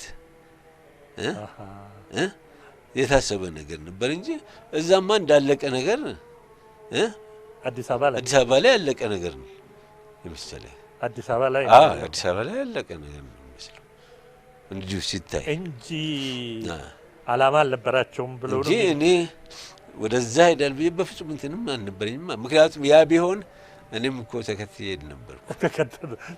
ተከትሎ ይሄዱ ነው። ተከትዬ ሄድ ነበር። ስለዚህ ልክ አንድ ቦታ ሲደር ነው ይሄ ሁኔታ የታሰበን የመሰለኝ። ምክንያቱም ከዚህ በኋላ እኮ ሌላ ያው ከፍተኛ እንትን እልቂት ነው የሚካሄደው። ምናልባት ያያቸው ነገሮች ሊኖሩ ይችላሉ ወይ ደግሞ እዛ ተነጋግረው በተለያየ ሁኔታ የወሰኑት ነገር የለም እና እኔም ደግሞ በቦታው እዛው ያለውም ይሄን ነገር ለመጠየቅም እንትኑም አልነበረኝም። ከዛ በኋላ እንዴት ሆነ እርሶ? እኔ ከዛ በኋላ በቃ ሁኔታውን ይሄን ከሰማ በኋላ ደወልኩኝ ብላቴን ደወልኩ እና የኔ ምክትል ፖለቲካ ኃላፊ አናገርኩት። ስቴሽኑን ምናምን ስል አይ እሱ አለኝ ምንድነው መምጣት ምንም ፕሮብሌም ግን ባትመጣ ነው የሚሻለው አለኝ። ምክንያቱም እዚህ ምን እንደሆነ የሚታወቅበት ሁኔታ ስላልሆነ አንዱ ዝም ብሎ በእንትን አደጋ ላይ እንዲህ ነው ያለኝ። በቃ እና ወደ አዲስ አበባ ተመለሱ እና እኔ ሐዋሳ ቀረሁና ነገሩን እንትን አልኩኝ። ነገር ድንገት ደግሞ እኛ የእህቴ ልጆች ምናምን ነበሩ እዛ። ስደውል ይጫጫዋሉ። ገና አላወጧቸውም። ሲጫጫው ምናምን ሰማን። ምንድን ነው? አይ አዎ ያንተንም ዕቃ የትምህርት ማስረጃን ማንኛውም ነው አንዳንድ ነገር ልናወጣ ምንድን አሸጉት አሉኝ። ታሽጓል እና እኛንም ይኸው ሊያስወጡን እየተዘጋጁ ነው። ይህንም ትእዛዝ የሰጠው ተስፋዬ ገብረ ኪዳን ነው። እና የእነሱን ጮህ ስሰማ በቃ ተነስቼ እንደገና ወደ አዲስ አበባ መጣሁ። አዲስ አበባ መጥቶ እየታረፈ መጣሁ ቀጥታና ምን አልፋለሁ። ቀጥታ የሄድኩት መጀመሪያ ቤተ መንግስት ሄድኩኝ። ቤተ መንግስት ያው የኛው ጥበቃው በአብዛኛው የአየር ወለዶች ናቸው። አየር ወለዶች ናቸው። ኦፍኮርስ ምንድነው ጌታ አሁን እኛ ብናስገባውትና አንዳንድ ነገር እንትን ብንል ያው እነሱ ተባብረው እንደዛ ያደረጉ ብለው እኛም ላይ ከፍተኛ እንትን ይወስዱብናል። ስለዚህ የተሰጠን መመሪያ ከተስፋዬ እንትን ማንም ሰው አታስገቡ ይታሸግ ብለዋል። ልጆቹንም አውጥተዋል አሉኝ። እውነትም ልጆቹም ለካ አውጥተዋቸዋል። እኔ እዛ ስደርስ ማንም በቃ እንትን አልዋል። ልጆቻቸው አገር ውስጥ ነበሩ፣ ባለቤታቸውም ነበሩ። ኖ ልጆቹ የሉም አልነበሩም። ቀድመው ወጥተዋል እነሱ። መጀመሪያውን እኮ ዚምባብዌ አጎቴ በዛን ጊዜ አምባሳደር አሰወልደ የዚምባብዌ አምባሳደር ነበሩ። ሁለት አስራት ወልደ ልጆቹ አጎቴ እና የአባቴ ታናሽ ወንድም ማለት ነው። እሱ እዛ አምባሳደር ስለነበረ ልጆቹ መጀመሪያ እዛ ምክንያቱም ዚምባብዌ ለትምህርቱም ጥሩ ስለሆነ እዛ እነሱ ነበሩ። ነገር ግን ምንድነው የዛለቱን ግን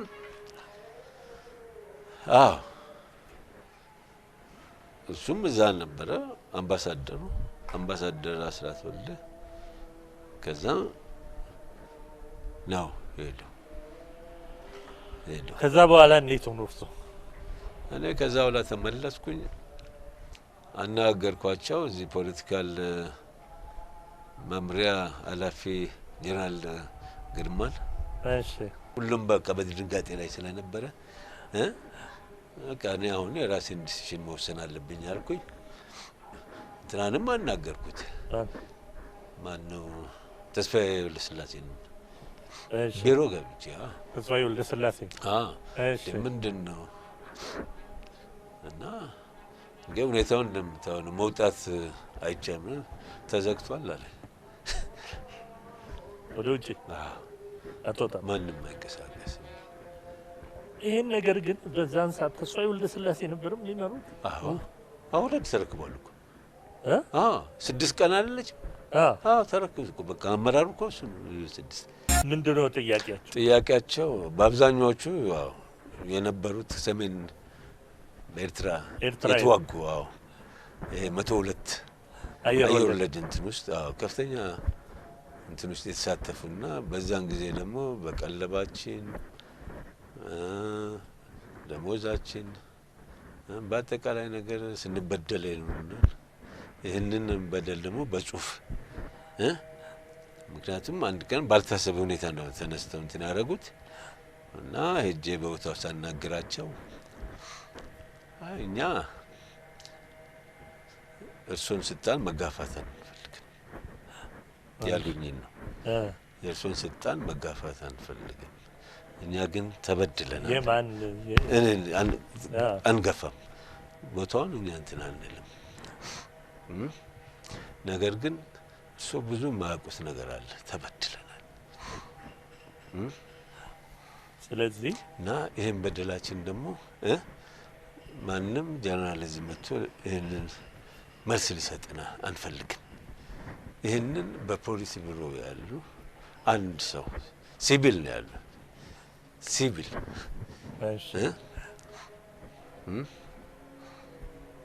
መጥቶ ይሄንን ጉዳያችን እኛ በጽሁፍ አዘጋጅተን እንሰጣለን ብለዋሉ። ይሄን እናቀርባለን ብለው ሲሉ እንደ ድንገት የዛን ጊዜ መከላከያ ሚኒስትር አዲስ አዲስ ተድላ አዲስ ተድላ እና የተወሰኑ እንትኖች እስከ ሐዋሳ መጥተው በእንትን ተገናኝቻቸዋለሁ እና ሁኔታውን ያለውን ተጨባጭ ሁኔታ ገለጽኩላቸው። ማንም ጀነራልም ምንም ምክንያቱም ዙሪያው ታጥሯል። ብላቴን ያው በእንትን የተከበበች ነች፣ በተራራ የተከበበች ነች እና ያንን ቦታ በቀላሉ ለመወጠር ምንም ብዙም ችግር የሚፈጠር ነገር የለውም። ስለዚህ ወጥረውታል። መሳሪያው ምናምን ነው ተወጥሯል። ስለዚህ ይሄ ሁኔታ አስረዳዋቸው። እናንተ ምንም ከዚህ ያው መልሶ የጠየቁት ጥያቄ ይሄ ነው ብዬ የጠየቱን ጥያቄ ነገርኳቸው። ያው ከተወሰነ ጊዜ በኋላ ማን ላኩልን? ተካቱሉ እሺ፣ ተካቱሉ ተላኩ። መጥተው ያው ስብሰባ እንትን አድርገን እነሱም ተናገሩትም ተናገሩ። ከዛ እንትናቸውን አቀረቡ፣ ደብዳቤያቸው በደንብ የተጠረዘ ተደርገውን አጠቃላይ እንትን ያዘ አቀረቡ። በዚህ ሁኔታ ነገሩ ትንሽ ረገብ አለ። እኔ ደግሞ ያው ሁሉንም ስልጣን ምክንያቱም የኔ አዛዥ የነበሩት ጀነራል ተስፋዬ ሀብተማርያም 105ን ይዘው ስለሄዱ ወጥተዋል ዘመቻ። እኔ ለዛ ቦታ ያለው ከዛ በኋላ ነው ሌላ ጀነራል የበላይ እንትን መጣ እና አንድ ሁኔታ ተፈጠረ። ብቻ እዛ ውስጥ አንድ ልጅ ከነዚህ ከዘማቾች ውስጥ ያው አንድ የተሰጠን የእርሻ እንትን ነበር፣ የአትክልት ቦታዎች የብርቱካን ምናምን ያው በእኛ ስር ሆኖ ያው ለጦሩም ለአጠቃላይ ለሰልጣኙም እንዲሁ በየተወሰነ ጊዜ ይቀርባል። ግን እዛ ውስጥ በጥበቃ ስለተሆነ አንዱን እንጃ ከጠባቂው ጋር ሲባባሉ ያው ይመተዋል እና ይገላል። አንድ ቲሞትና በዛ ትልቅ ግሬታ ተፈጥሮ ነው መጨረሻ ላይ እሱን አረጋግቼ ምን ብዬ መጨረሻ ላይ ሬሳውን ይዤ ሁሉ እንዲሄድ ተደረገ። አዲስ አበባ አስመርምሬ ላኩኝ ውጤቱን። እና በዚህን ጊዜ ውስጥ ነው እንግዲህ የዚህን ጊዜ በጣም እኔ ወደ 3-4 ከሱ ተሽኑጮኛለሁ። ያለው ሁኔታ ምንም አይነት የለኝም። እዛም ሴት ደግሞ ትንሽ ውጥረት ውስጥ ናቸው። ውጥረት ነበረ። ስብሰባው ምን በቃ ውጥረት ውስጥ ነበር። እኔ 1 ሳምንት ነው የቀረሁት። ከ1 ሳምንት በኋላ ነው በቃ ተጠርጬ እንደተነገረኝ ያው ብላቴን ለጉብኝት እኔ ጠዋት ነው ተነስቼ ከየት ከሐዋሳ ነው ከዛው በጠዋት ነው የወጣሁት ከአዲስ አበባ ከዛ እንዴት ነበር መጥተው ከዛ በቃ እኔን እንትን ምን ነው መጥተው አነጋገሩትና ነው ተነጋግረን በደምብ ተጠርቼ ነው። ምን ስብሰባ አድርገው ነበር? እዛ ስብሰባ አድርገው ብቻ እንደሆነ ነገር እንደሆነ አውቃለሁ። ግን ለእኔ ደግሞ የተነገረኝ እንደው ሐዋሳ እሱ እንደሚመጣ ሐዋሳ እንትን ብላቴን እና እኔም በዚህ ምክንያት ነው እንግዲህ ሄጄ ጦሩን እዛ ያለውን ሰራዊት ዩኒቨርሲቲ ተማሪዎችን አግኝተው ነበር። አልተገኘ ምን በቃ እኮ እኔ ገና እኮ እኔም ራሴ አልደረስኩም እኮ 6 ሰዓት ይሄ ሁኔታ እንትን ሲል እኮ እኔም ራሴ እዛ ኦልሬዲ መመሪያውን ሰጥቻለሁ። ግን እኔም እየገሰገስኩ እያለሁ ነው። ሰዓቱ በስንት ሰዓት እንደሆነም ግን እንደሚመጣ ነው እንጂ ሰዓቱም አልተነገረንም። አላረፉም ማለት ነው። አላረፉም ምንም ነገር ቀጥታ ነው የወጡት። በቃ እንትን ይተባለው ግን እንዴት ነው ግን ታጃቧል ነው እዛ አካባቢ ይሰማ አንጃቦ ነው አንጃቦ እንደዛ ነው የሄዱት። ይሄንንም ደግሞ የምትረዳው ደግሞ ደመቀማጫው ከእንትን ነው የተመለሻለ ከኬንያ ምን ነበር ግን አያውቁም በዛን ሰዓት ነው የሚሉት ወይስ እንዴት ነበር? ውጥረት እንዳለና በቃ እንደተገፋማ በደንብ ነው እንትን የሚነበብ። ግን ያንን ላለማድረግ ደግሞ አትሊስት ምንድነው በብላቴና የሩለድ እንትን ላይ አንድ ነገርም አለ ያሰበው ነገር ነበር ከዛ መግፋት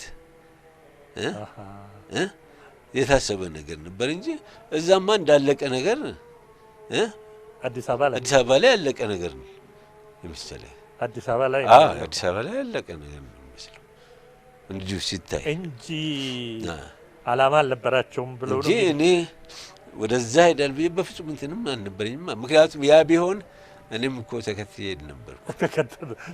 ተከትሎ ይሄዱ ነው። ተከትዬ ሄድ ነበር። ስለዚህ ልክ አንድ ቦታ ሲደር ነው ይሄ ሁኔታ የታሰበን የመሰለኝ።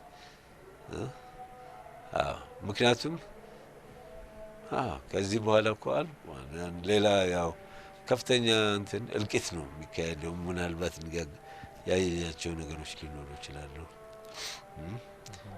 ወይ ደግሞ እዛ ተነጋግረው በተለያየ ሁኔታ የወሰኑት ነገር የለም እና እኔም ደግሞ በቦታው እዛው ያለውም ይሄን ነገር ለመጠየቅም ትሩም አልነበረኝም። ከዛ በኋላ እንዴት ሆኖ እርሶ? እኔ ከዛ በኋላ በቃ ሁኔታውን ይሄን ከሰማ በኋላ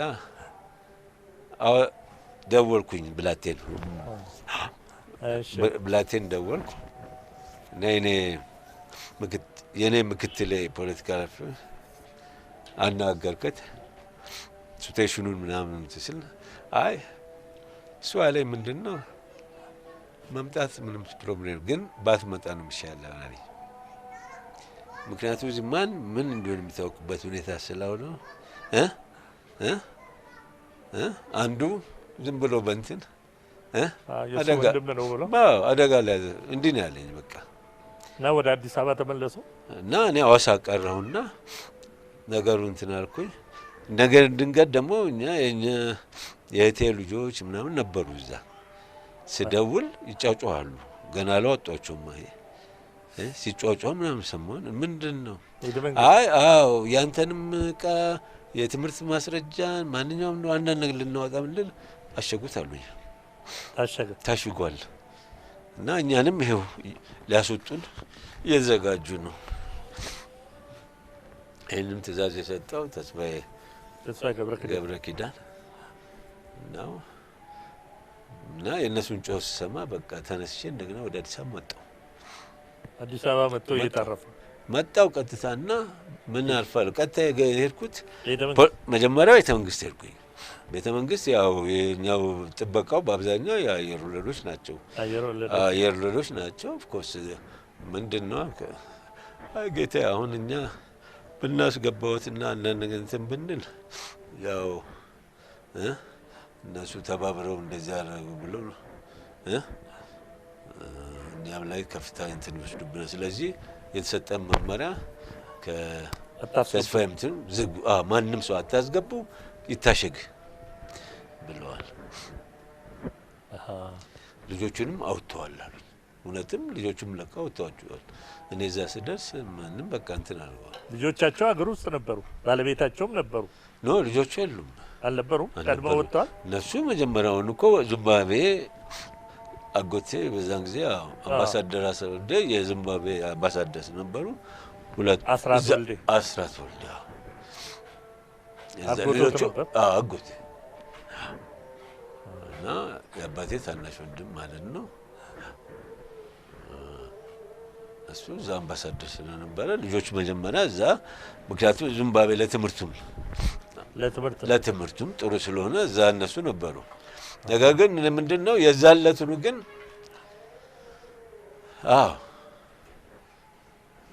እሱም እዛ ነበረ አምባሳደር አስራት ወልደ ከዛ ነው ሄዶ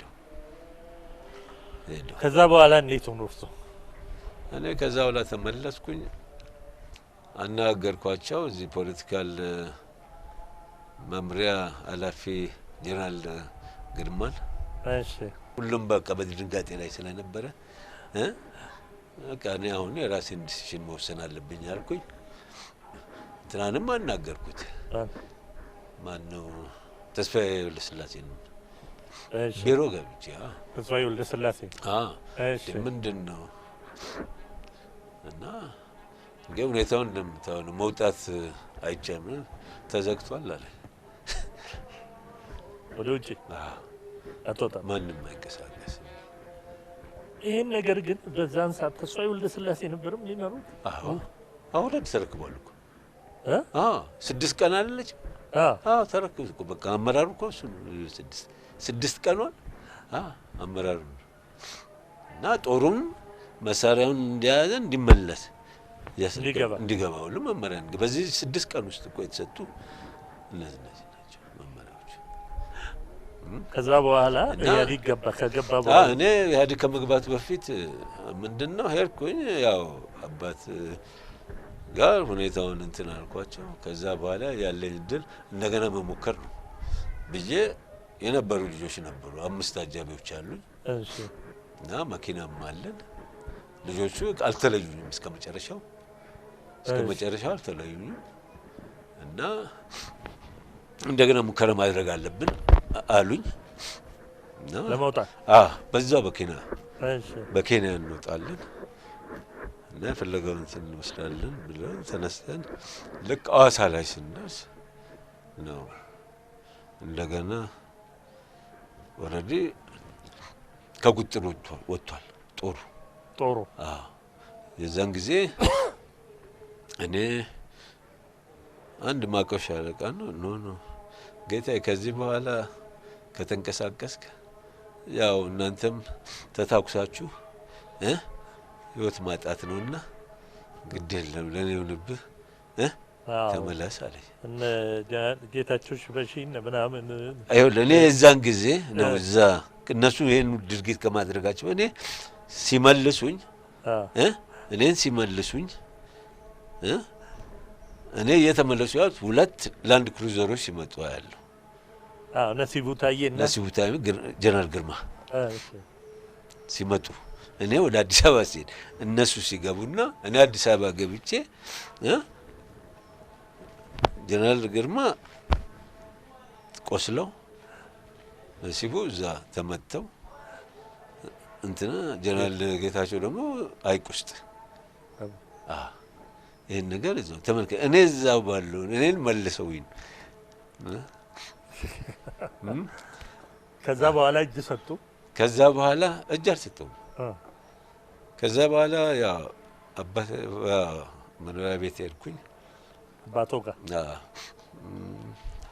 ልጆቹን ትኬት ቁረጡልኝ፣ ምክንያቱም ባለቤቴ ድሬዳዋ እንትን ቁረጡልኝ አልኩኝ። በቃ ከዛ ድሬዳዋ ገባሁ። ከድሬዳዋ በኋላ መጨረሻ የጦር አባላት ከዚህ ጊዜ ጀምሮ ወደ ካምፕ ካልገባ የሚል ነገር የጊዜ ገደብ ሲሰጥ ነው። የዛን ጊዜ ነው እዚህ መኖሬን አመልክቼ በማውቃቸው ሰዎች አመልክቼ እነሱም ተነጋግረውልኝ የዛን ጊዜ ፕሌንም ስላልነበረ ቆሞ ነበር። ፕሌን የሚባል ነገር ነበር ከድሬዳዋ ምናምን ሁሉ እንትን ብሎ ነበር እና ጠብቅ በቃ ተብዬ ልክ ፕሌኑ እንደገባ ነው መተው እዛም እጅ እንዳልሰጥ ተብዬ ነው እጅ እንዳልሰጥ እዛ ተብዬ ነው አዲስ አበባ መጣው። እነሱ መተው ይዘውኝ አዲስ አበባ መተው እዛ ፕሌን ላይ ያለው